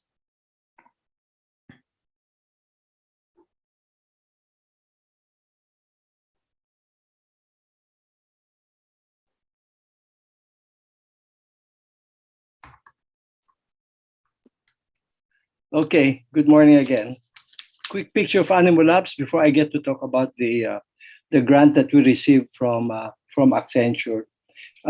Sometime in 2019, we changed our theme, which used to be nanomaterials, into sustainability-oriented innovation. This keeps us firmly on the innovation track, but on projects with sustainability impact. So the long-term mission is now to create sustainability value impact for incubators, stakeholders, our TBI networks, and our funders.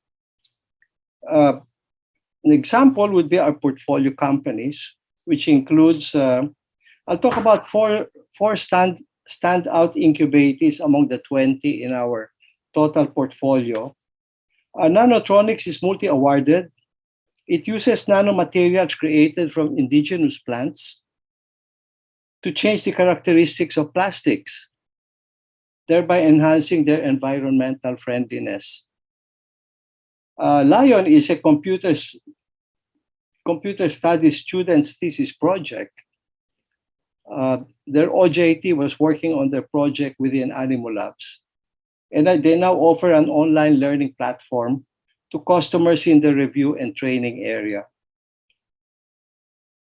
Greenellas uses 100% sustainable plant-based material for footwear, uniforms, and including fashion wear. While Pinoy Indie Films is a live streaming platform that promotes social values and supports independent filmmakers. So those are only 4 out of 20.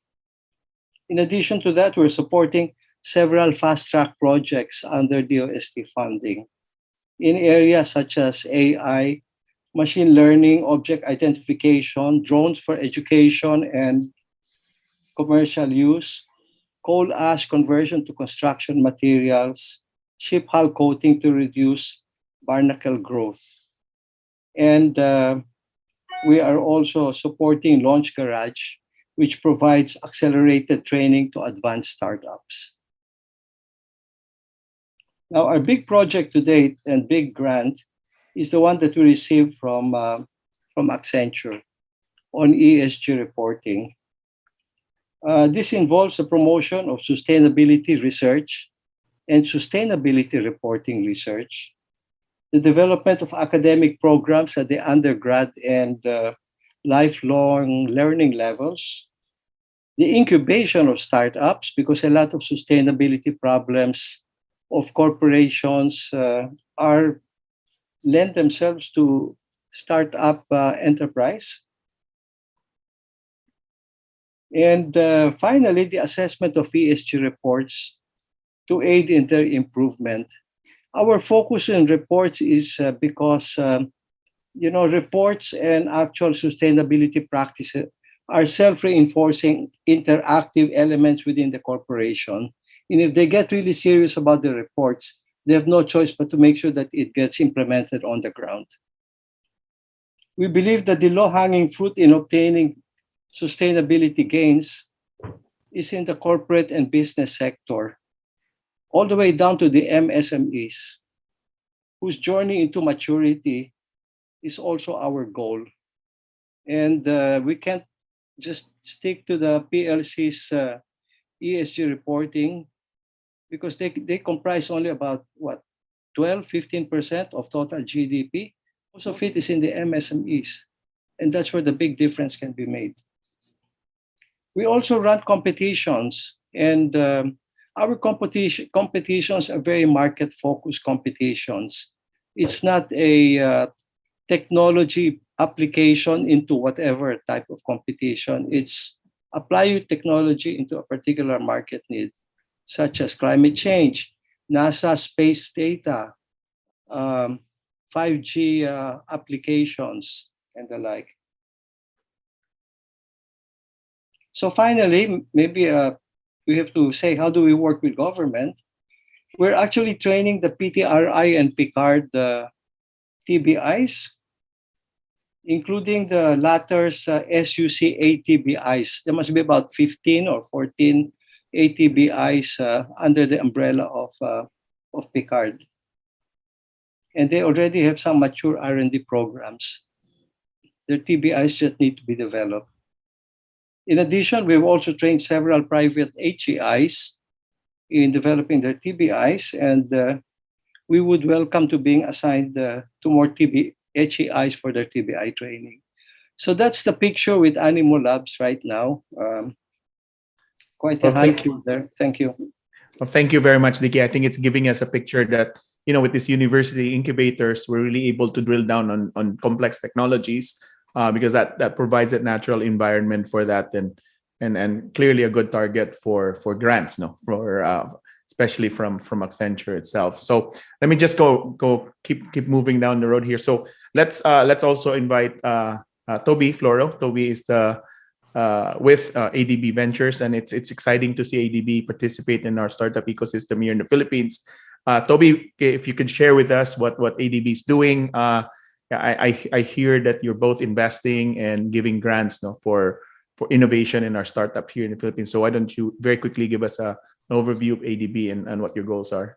Yeah, thanks, Winston. So ADB Ventures, it is a pretty new fund, sort of an attempt by ADB to try things that are a bit more innovative and invest in earlier stage projects. So we have a venture fund that's we have venture funds that we manage. One is an early stage fund. We do like 50K up to 200K checks in very early stage startups, but also we have a Series A fund that will do like 500K up to $2 million US dollar investments in a little bit later stage than seed, so pre-A, Series A. But as a focus, we are very climate and gender focused as a fund. That's what we, in a big picture, that's what we look for, specifically in sectors in agri, fintech, clean tech, and also healthcare.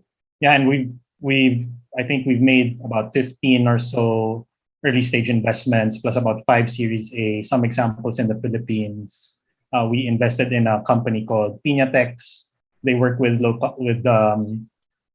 Philippine pineapple processors, take the waste material and use it in various industries such as fashion, like a substitute leather. They have a shoe with Nike that came out a few months ago, which was very cool.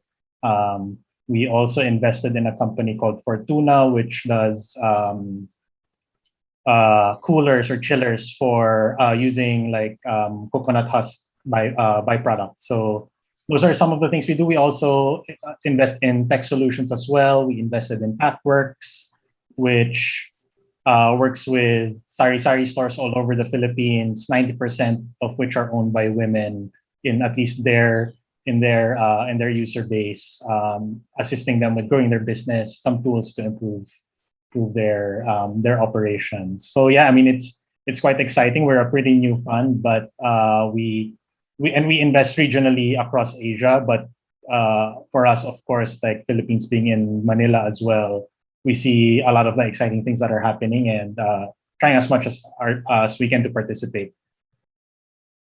Great, great. Thank you. And then on to you, Jojo. I know we've been hearing a lot more activities with JG's DEV, right? And one of the things that I noticed is that you guys invest in the broadest sense. From my perspective, you invest in local entrepreneurs, you bring joint ventures to the country, you're investing in startups that like Kumu that are totally not quite related to the companies, and you also support startups like grocery that is so it's entrenched and it's aligned with your business. So tell us a little bit more about JG Dev, and let us know what are the things that you guys are excited about, what you're working on, and your view about our startup ecosystem and the opportunities here in the Philippines. Thanks, Winston. It's great to be part of this panel. Also, of course, with the Honorable Secretary De La Peña. The operative word for JG Dev is the JG, right? John Gokongwei Group. Where the Gokongwei Group is one of the biggest conglomerates in the country, and its main purpose is really on nation building, right? So it has to be an integral part of an ecosystem, the Philippine ecosystem that basically drives the economy of the country. And behind that are initiatives that we do, not only to look for new startups, but to create an ecosystem of success among startups. And the best way to really put that is on a platform of enabling JG, or the Gokongwei Group, to further its goal of nation building, right? So JG Dev is a pretty new venture capital fund, 100% funded by the family. We're a $50 million fund that focuses on early to growth stage startups. We look for entrepreneurs or founders who are problem solvers, because we embed them into the problem solving capability of the Gokongwei Group to create instances of success that will benefit the country in general, right? So we look for companies and startups that we will also be able to enable them to be successful. By looking for startups and putting them into a sandbox within the group ecosystem, which has interest in airline, interest in manufacturing, interest on retail, and also property development, and also, of course, the banking and new media. We are able to create an opportunity for these startups to prove how their innovation works by being the first client of these startups, right? So if we become the first client, we either prove that the innovation works, and we prove that it really creates value for the group. That the likes of grocery, for example, it's a B2B concept that we thought was going to be very, very successful, and indeed it's become very, very successful by giving them the entire sandbox of our Robinson supermarket play, right? So we enabled about 80,000 sari-sari stores now to directly get their goods using the model of grocery from our supermarkets and actually augment their businesses, right? So we also partnered with Time Bank of South Africa with the objective of bringing in an innovation that's quite needed in the formulation of this new digital banking framework of the BSP. And we brought them here, we invested in them, and then we brought them here and make them our partner in bringing an instance of digital banking in the Philippines. So that is in nature the overall thesis of our investments. But the more important aspect there is the thesis of finding ways by which we can make them succeed right away. We have to accelerate the runway by which they operate. And initially, sadly, though, we are able to look for companies outside of the Philippines, right? So, we found companies in Indonesia, companies in Singapore, in Malaysia, South Africa. But lately, with the onslaught of startup ecosystem in the Philippines, we found the very, very good mileage into getting also into the early seed stage by investing in some of the venture capital companies in the Philippines. We've invested in Foxmont, to enable them to, look for more startups, and we put our efforts on seed through them. We have recently also invested in two very, very exciting Filipino organizations, Filipino startups. I don't think I'm in a position to mention their names yet because we have yet to announce, but This is now our foray into getting into startups.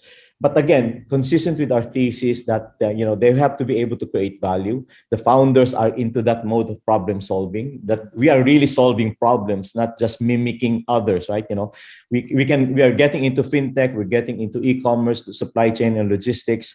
But at the end of the day, we look for companies that are really able to solve distinct problems of society, and then use innovation and their creative ideas to really improve the context of economic value in the country.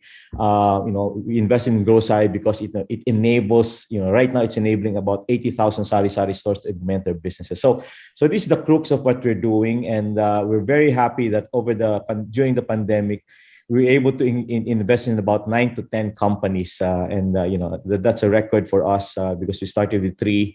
Now we have about 12 companies that we invested in. We also partner with a lot of venture capital companies, so that we're able to expand our horizons in looking for opportunities or startups to do this.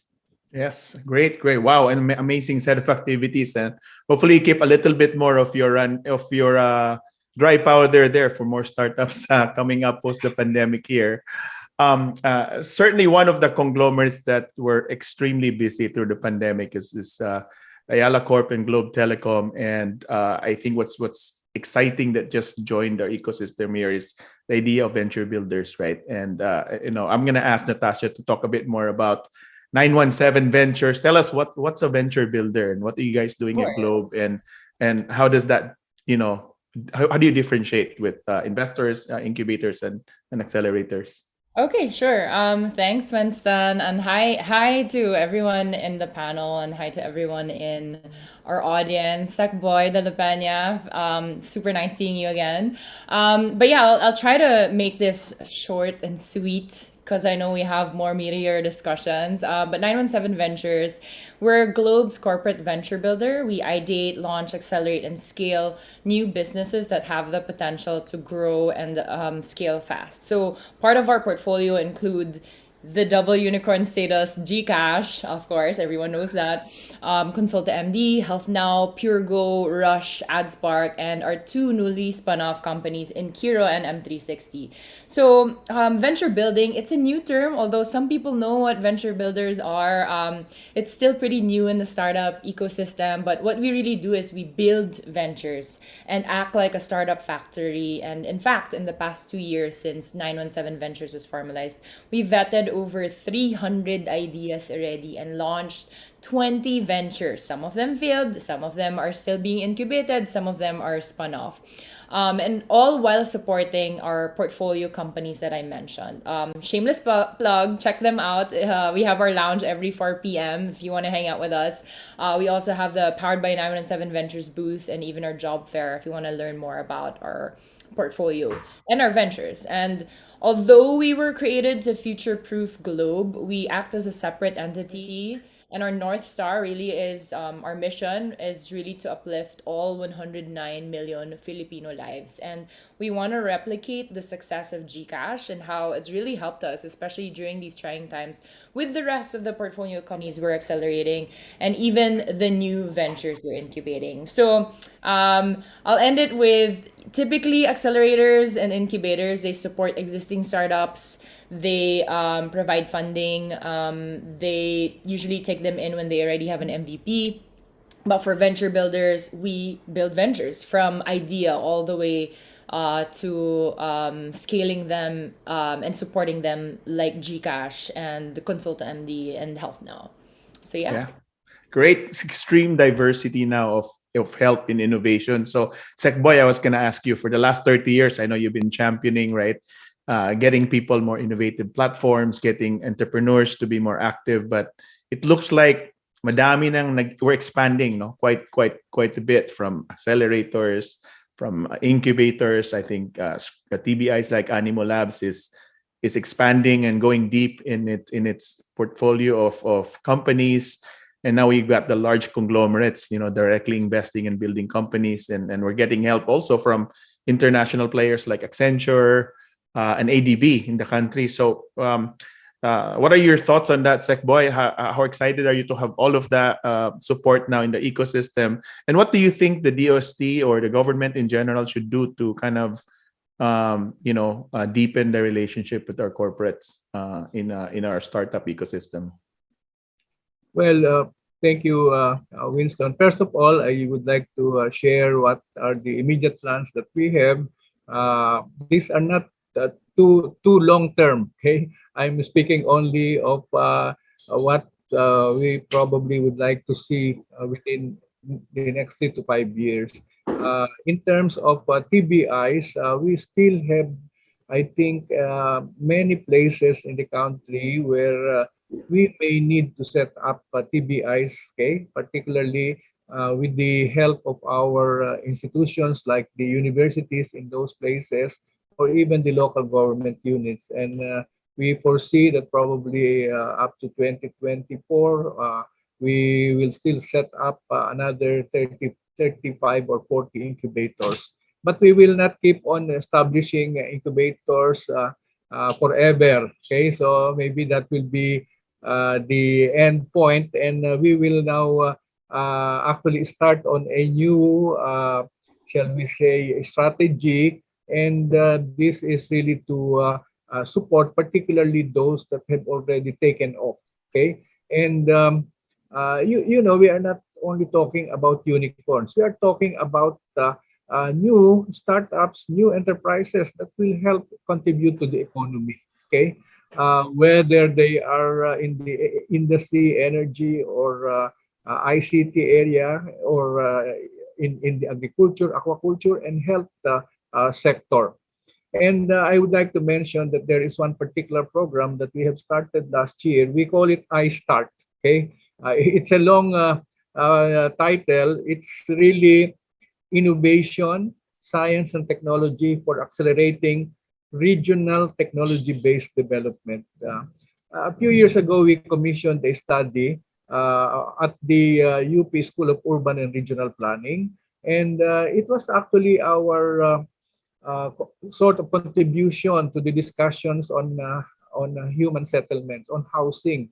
And we asked the commission, the School of Urban and Regional Planning, through their foundation, the Planades Foundation, to do a modeling or a study so that we can do a good estimate of what will be the housing needs per province or even per city. And it was good that yung pala, they even expanded the study and the modeling. You know, they first did a multiple correlation of to determine what are the drivers of growth. Okay, and they came out with something like 9 important drivers of growth. And in that particular model, they did not only talk about the human settlements, but also the agri and industrial locations. You know, now we asked them to run the model using actual data from the provinces, and they came up with something like, we asked them for the top 20 provinces. So they came up with a list of 20, but we noticed that among the 20, there is no province coming from Region 4B. This is Mimaropa. There was no province coming from CAR, the Cordillera. And I think there was also no province coming from, if I'm not mistaken, Caraga. Okay. And so we tried to include at least one from each. And we are now having this iStart program, trying to, well, we offer partnership with the local government unit, led by the provincial governor, of course, so that we can incorporate science, technology, and innovation into their provincial development plans. Because while we have now a science, technology, and innovation chapter in the Philippine Development Plan, most plans in the provinces do not mention science, technology, and innovation in their framework. And here we have now, at least a very good model. This is really in Leyte, no, where we have the governor very proactive in this particular area. And we were thinking that perhaps we will graduate into technology parks that will house our startups and other locators in these 20 provinces that are actually, they are rapidly urbanizing. Okay, so we can help the institutions that will set them up, like the universities or the local government unit, in preparing the people who will manage those technology parks, even help them prepare so that they get the necessary approvals from agencies like PESA and others. And so these are basically the things that we see in the near future. But definitely we will continue and work towards a strong relationships with the private sector, particularly the private sector who are also doing incubation, and those that are more on the acceleration process. So tama din yung kanina, one of the advice of the previous panel, yung mga hindi nagpe-perform na companies, tanggalin, okay, and then take in new ones that will be performing, and of course to respond better to the needs of the industry, then have advisory committees coming from industry that will assist them. But definitely we need the help of the private sector to assist our startups. Thank you. Yeah. Thank you, Secboy. And siguro this is a great opportunity to ask our corporate VCs or corporate investors, like, just kind of a candid question, like what is our view of the TBIs? How are you beginning to find opportunities to work with the TBIs? If there were some improvements we need to add to the program, what would that be? So maybe we'll start with Tasha. I guess you've been on this on both sides of the coin here. Any thoughts on that? Right. I think definitely what the TBIs need, and the startups and the TBIs definitely need help when it comes to their go-to market and the commercialization. Really great technologies, really great ideas, but then we are lacking, especially that stage when it's the time to market, time to commercialize. And I believe that's why also there's that existing partnership with Kubo and the TBIs and even the HERITs, right? Yeah, and to answer your first question, when it comes to specific to 917 Ventures anyway, we have identified opportunities to work with some of the TBIs already, and in fact we're already coordinating with some universities, but this is mostly for synergies, not with 917 Ventures, the mothership, but our ventures that we're incubating, and even our portfolio companies that we're supporting. So for example, right, one of our really exciting new innovation is CodeGo, which is our study now, pay later tech bootcamp. We've been reaching out to the TBI so that we can work together with them and hopefully really upskill our students and our fresh grads, so that we can better match them with the new demands of this new normal and of this digital age. So yeah. Great. Thank you. And along those lines, I know when I was talking to incubators in the TBI, I think apart from capital and mentoring, a lot of the TBI startups have always asked for route to market. Like, how can I take my product to market, right? And maybe it's a good question to ask Jojo here, right? With the breadth and reach of JG, what are the opportunities for perhaps to partner with the DOST, the TBI at large, to kind of create an opportunity for our TBIs that have synergies to the conglomerate, right? And how they can work with you or through other divisions within JG to kind of bring to market our innovation from the TBIs. Yeah, thanks, Vincent. I think Secretary Boy has a lot of experience dealing with some of the key executives of the JG group of companies, particularly around building this ecosystem on TBIs. I think he has vastly worked with our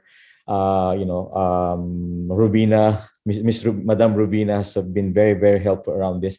But yeah, to answer your question, I think the Philippine startup or the TBIs have vastly evolved, right? So I started running JG Dev almost late 2019, And during that time, it was very difficult to look for companies or startups that probably are really solving problems. I think we look at startup as as an ecosystem where creative ideas are set forth to solve complex problems, right? And solving complex problems doesn't just mean solving a problem on e-commerce or logistics, but it goes all the way to having an impact on society, right? And the manner by which this, if it's going to be led particularly by the government to DOST, is the fact that the end of the spectrum is the ability of these ideas to unlock the potentials of problems being solved that eventually will have an impact on the GDP. Does it create jobs? Does this improve the businesses that will eventually fuel the improvement on the business economics? So I think with the setup with DOST, the TBIs, we now are seeing a hugely differentiated ecosystem of incubatees. But again, I'd like to take a look at the two most important words in the TBIs, which is technology and business, right? So the technology will have to be really accretive in terms of solving problems. It has to be, unique. It's going to be a shame if we have TBIs wherein 70% are all focused on e-commerce, or a good percentage is also a me too of fintechs, right? So there has to be a way by which we are able to see how this affects the business, which is the second word in TBI, right? So an incubatee will have to be able to balance technology with enhancing business in the ecosystem society that will allow them to be sustainable. And then eventually, to your point earlier, Winston, getting them from to the market is very important, because after getting them to the market, which the Gokongwei Group will be more than willing to assist them, is how can they sustain themselves, right? How do they become profitable, so that the need for funds will stop at some point, because they will be able to sustain themselves through profitability. I think that's the spectrum of the life of an incubatee that we need to take a look at and support all the way, right? To Secretary Boy's perspective, if we see some incubatees to be just looking for money so that they can continue to spend money and to create these ideas without solving a problem, I think that's a good KPI to say that maybe we need to look for some more other TBIs that we will be able to support through profitability. Yeah, great. And that's a fantastic opportunity to do that. And the point of it's not all just e-commerce, right? There's other things, there are other innovation that we can bring in. So along those lines, I know Accenture is one of the lead corporations here that is helping our enterprises do digital transformation, right? And so Arvin, apart from your efforts in helping our startups through your grants, what are the opportunities perhaps to work with Accenture if you're a startup with ideas for the enterprise, and maybe to partner with Accenture? Yeah, thank you, Winston. I got disconnected earlier. I was starting to talk about that. Globally, Accenture Ventures, we have this program called Project Spotlight, and what we do there is we both directly invest in startups where we see they have a very differentiated solution already that is attractive to our clients. So, and again, we have over 100 locations globally. So what we're really looking for are deep tech solutions that solve a very specific problem that there's no other alternative, or solves it better maybe than current alternatives, right? And we're really looking at, again, also connecting these startups with our own experts, both from a technology and industry standpoint. So I think locally what this will mean is over the next few years, we'll be looking at mid to late stage startups who have developed their solution, have a user or consumer base that indicates a trajectory towards becoming a globally or at least regionally relevant solution. And it'll probably make a play towards partnering with them, whether it's investing or other ways to actually help them again scale up outside of the Philippines. Great. Yep. Well, certainly, we have the tech talent, right? And hopefully, Accenture takes us beyond the Philippines for that, and maybe in partnership with Study Now or Learn Now, Pay Later programs that at 917 Ventures. We can kind of create our own little ecosystem here. Toby, I know that ADB Ventures, apart from investing, also makes grants, no, for innovation and to help. What are the opportunities, perhaps, for ADB and DOST and our TBIs to work together, and what are the areas of focus for ADB, and what are the potential synergies we can find from that? Sure. I mean, yeah, we do. So we do grants from our seed fund. That was actually when I mentioned like 50K, 50 to 200K investments. So it's not totally a grant, but it's a grant, but that we could convert into equity if we wanted to in the future. And of course, like if you're a successful company, we would like to convert that into equity. But of course, like we do realize there is a gap in these really early stages of companies, especially the ones that startups that are under TBI. We know that they're at a certain stage of sort of pre-revenue or just still at product development. So that is where we want to participate even more. And yeah, I guess just to be able to talk to the different TBI cohorts and be able to talk to them early enough, maybe to guide them on like what we're looking for. That would be sort of a great step towards us being able to invest. But yeah, in general, it's interesting that there is sort of a focus on sustainability and solutions with regards to it that bring impact as well. I think that's what we would focus on. As I said a while ago, agri-tech, fintech, healthcare, renewable energy, clean tech are all opportunities that we're looking at to invest in. Nice, very cool. And Dicky, again, we Lasalites are super proud of what we're doing at Animal Lab. So maraming salamat. But I think what's impressive is the depth of the technologies you're exploring, no, and how we're really looking into engineering problems in addition to business opportunities. So, what are your thoughts about how DOST may work with university-bound incubators like Animal Labs, and what are the things that would be in your wish list, perhaps, to maybe make the TBI even more impactful and successful in our fields?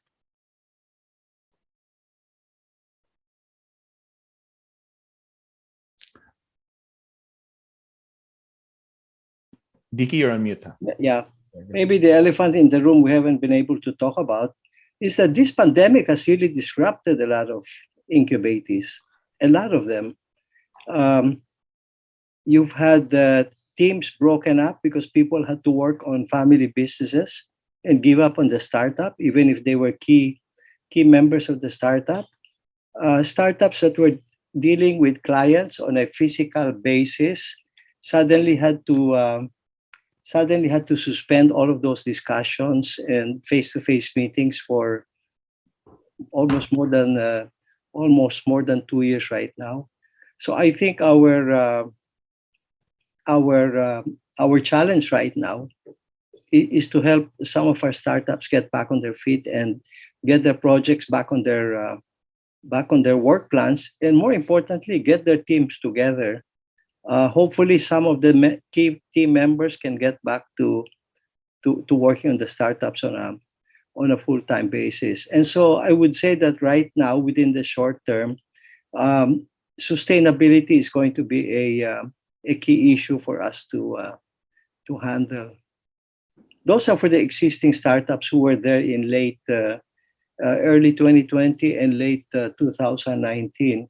Now we have a new batch of startups coming in from the competitions, and the reason we like competitions is because you can always attract the awardees. Unless your awardees are there only for the competition, which is, by the way, another interesting feature of this thing. There are such things as competition-focused startups. They are just there for the competition awards, and that seems to be, in the cases of some of them, some form of sustainability plan. Yeah. And so there's a little bit of challenge there to try to have them see the bigger world outside of the competitions into the real market real market competitions and help them develop their sustainability programs after that. In the meantime, we continue to get walk-ins, as I would say, technology-based ideas walking in. We never say no to them as long as they have a good proof of concept. But we're hoping to start getting more from what I would call thematic-based competition so that we can draw startups in specific areas of economic or sustainability contribution. Great, great. So, what's really interesting and fascinating is, as a startup, I have multiple, or as an entrepreneur, I have multiple avenues now for success. No, and our panel today represents those multiple options, starting from a university-bound TBI to a conglomerate, to a global, company like Accenture and ADB. So Secboy, you get the final word now. So first of all, I want to thank all the panelists. It's a very interesting panel. I wish we had more time to get to know all the different ways, all the different pathways to success and innovation here. But our chief technology and innovation executive here in the country, Secboy, has been championing this for a long time. So maybe last words coming from you, Secboy, and with that, I'll thank the panel as well.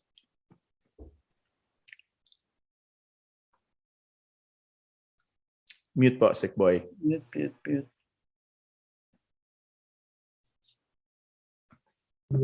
Okay, just a few short statements. We are happy, and we will be very happy to partner with the private sector. And of course, we are not the only government agency that is involved here. In the Innovative Startup Act, DTI and DICT are also mandated. And of course, there are private sector TBIs and of course accelerators, hopefully, that can accommodate more of the startups. Now, I would like to mention that there are also other potential, shall we say, sources of founders. The existing entrepreneurs, for example, those that we have assisted in our small enterprise technology upgrading program and are now, shall we say, in a higher level of productivity and technology, can actually start up new businesses other than what they have. In some instances, because of our intervention there, some of the children have already done some innovative startups, and I think this can be a source of founders. And maybe we should also mention the researchers who have put up their spin-off companies because they are allowed by law. The researchers who discover new things can put up their spin-offs. And that is exemplified, for example, that by the startup put up by our researcher in the area of diagnostics, Dr. Raul Destura, who put up Manila Health Tech. And there are others, for example, the one that is now doing the clinical trials for dengue medicine is actually a startup, a spin-off from a research. And I also suggest that we look at different sectors, not only services or ICT-based startups or very high technology startups. There are also startup companies, and this was mentioned in the previous panel, those that are involved in the agriculture, aquatic sector. And one very promising sector would be the health sector because not only are they coming out with the new drug discoveries, particularly from our biodiversity, but also medical devices and diagnostic kits. Now, we would like to be linked also, particularly these TBIs or these startups, to be linked to the bigger industries who can actually sort of provide them with a nurturing environment. Of course, they will have the first crack at the innovations of these startups. And as mentioned also earlier by one of the panelists, let us see how more local capital can be, shall we say, generated, okay, in terms of funding. And may I end by a small advertisement. On November 23, we are launching the book, Science for Innovation. That is the book authored by Maret Poliosco Bautista and Robina Gokongwei and myself, focusing on TBIs. So that will be launched on November 23. Great. And with that, I wanted to thank our panel. We have a really interesting conversation. Please visit 917 on their lounge. Get to know more about JG Dev. ADB Ventures is fast coming and active here in the country. We want to be grateful to Accenture for the donation, the grants to the TBIs and the efforts here, and Animo Labs. Sir Dicky, keep more power to you. And many thanks to the panel and Secboy. Thank you again for championing innovation here in the Philippines. And I think we're all aspire to make you proud in everything that you aspire for the Philippines to become. So maraming salamat everyone, and enjoy Philippine Startup Weekend. Thank you. Thank you, everyone. Thank you, everyone. Thank you. Thank you. See you. Bye-bye. Thank you, Secretary Boy. Bye-bye. Thank you Bye, so guys. much to our last set everyone. of panelists Bye. and their moderator for another informative and inspiring discussion. I'm sure that everyone is thrilled to learn that corporates here in the Philippines are also supporting startups. We hope that this panel discussion will pave the way for more organizations to follow the footsteps of JG Summit, ADB Ventures, Accenture, 917 Ventures, who are actively supporting and investing in Filipino startups. With so many talented Filipino innovators, there is so much potential that is still left untapped. These startups offer tremendous potential for growth and transformation. This has to be supported and fostered. And I'm sure these panelists would attest it is absolutely a worthwhile investment. You'll appreciate the time you shared with us for the past 3 hours, and we hope that you have learned a lot from the panel discussions. To formally close our program, may we call on the Chief Science Research Specialist of the Research Information and Technology Transfer Division of the DOST PShared, Ms. Russell Pili.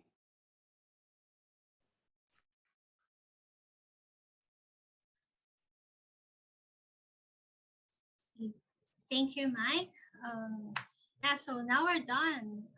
Can I have my slide, please? So the fifth installment of the National TBI Summit is now over. We'd like to thank all our panelists for sharing your time and all the lessons, the honesty in all your comments. Don't worry, we're taking down notes. And yeah, these are all for our TBIs and startups listening and watching this broadcast. Thank you, Secretary Fortunato de la Peña, for being with us here live for both panels at that. But please stay for 5 minutes, sir. We will request you to speak to our TBI managers and partners in a minute. So next slide, please.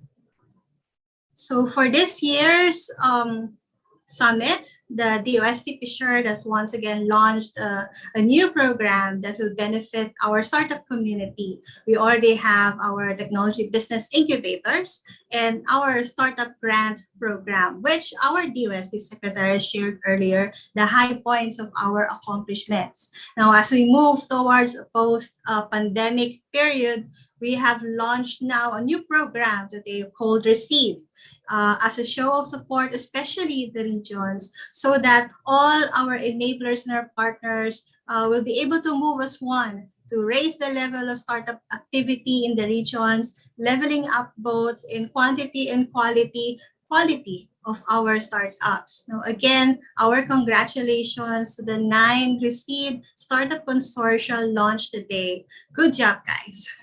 We have heard from our investors, our friends from the VC side, our funders, and our friends from the venture builders group, what they can do for us, what we can do together, and what our incubator should do so that we can prepare our startups for them. So I hope you guys have taken notes and everything from the discussions.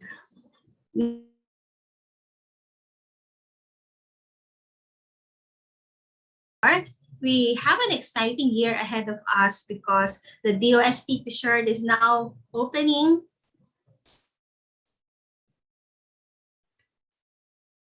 Okay. We are now opening our Hear It program, the program that launched 20 incubators in such a short span of time. Now we are ready to launch another 20 for the next 3 years. Secretary De La Peña have mentioned that we will increase our reach to benefit those regions or provinces that do not yet have an incubator, hoping to raise more startups in Hear It, or the Institution Readiness for Innovation and Technopreneurship, is a program that prepares universities in establishing and running a TBI. We will open the applications this January. So please tell all your friends, your university colleagues, your other universities to watch out for application requirements and procedures. So please stay tuned for announcements in our DOST shirt website and all our social channels.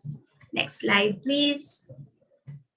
We already have 5 TBI summits. We showed different programs, different flavors, different learnings. But what is in all 5 events? I mean, the common denominator.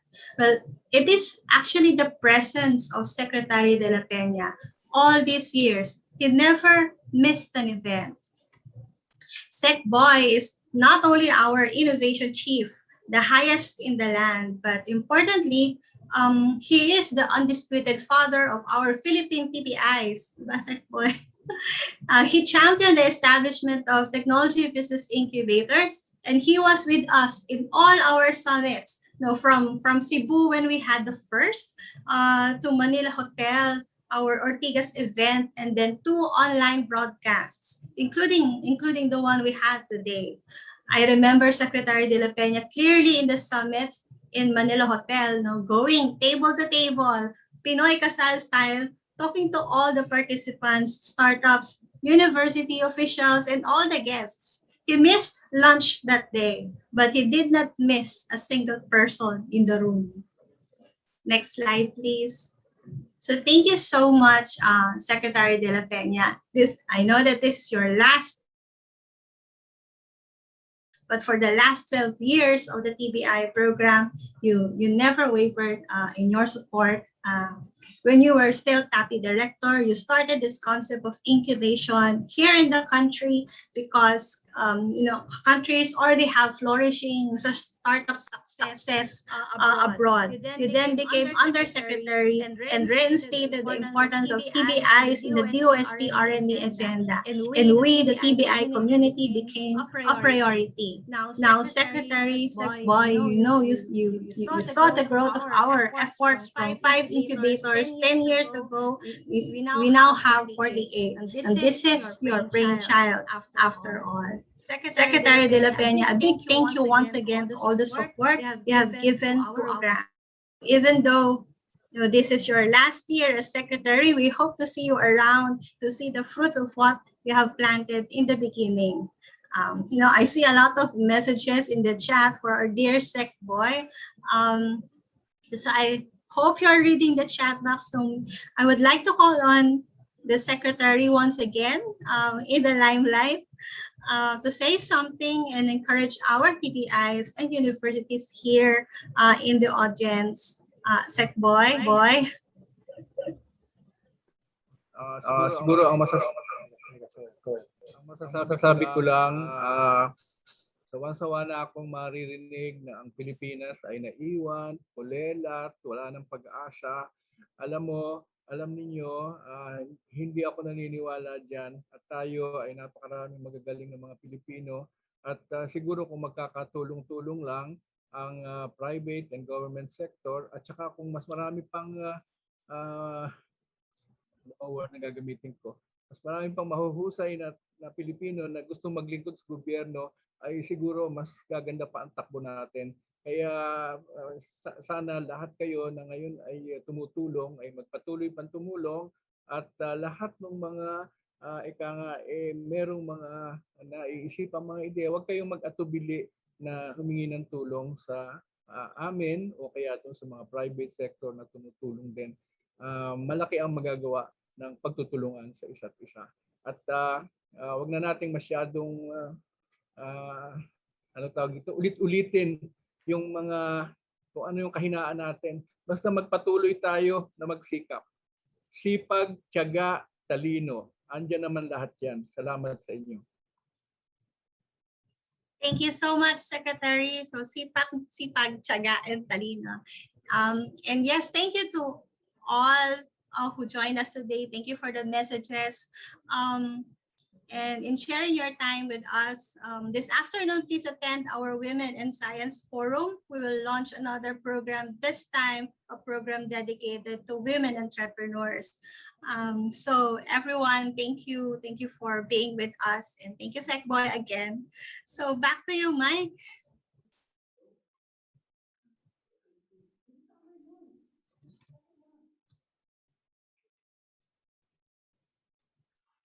Thank you very much, Ms. Russell Pili, for your closing remarks, and of course for the very touching surprise tribute to DOST Secretary Fortunato de la Peña.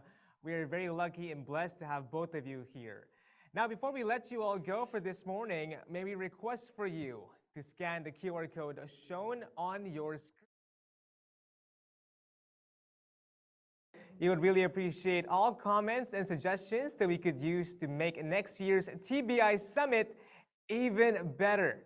So once again, you can see the QR code on your screens. It would be greatly appreciated if you could send some comments or kind compliments on our event today.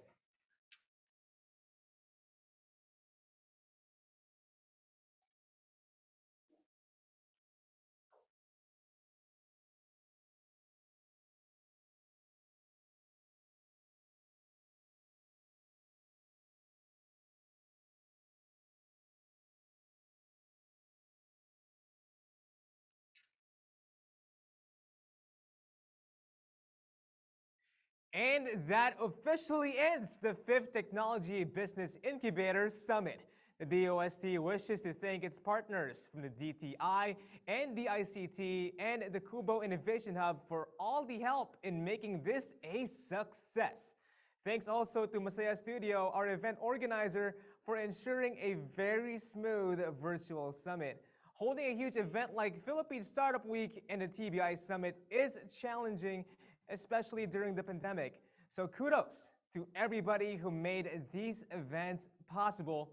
Once again, this is Michael Valera, and we hope to see everyone again at the 6th TBI Summit next year. Also, don't forget, we still have 2 days to go for the Philippine Startup Week 2021. Make sure to attend and participate in the remaining events. So everybody, stay safe and God bless.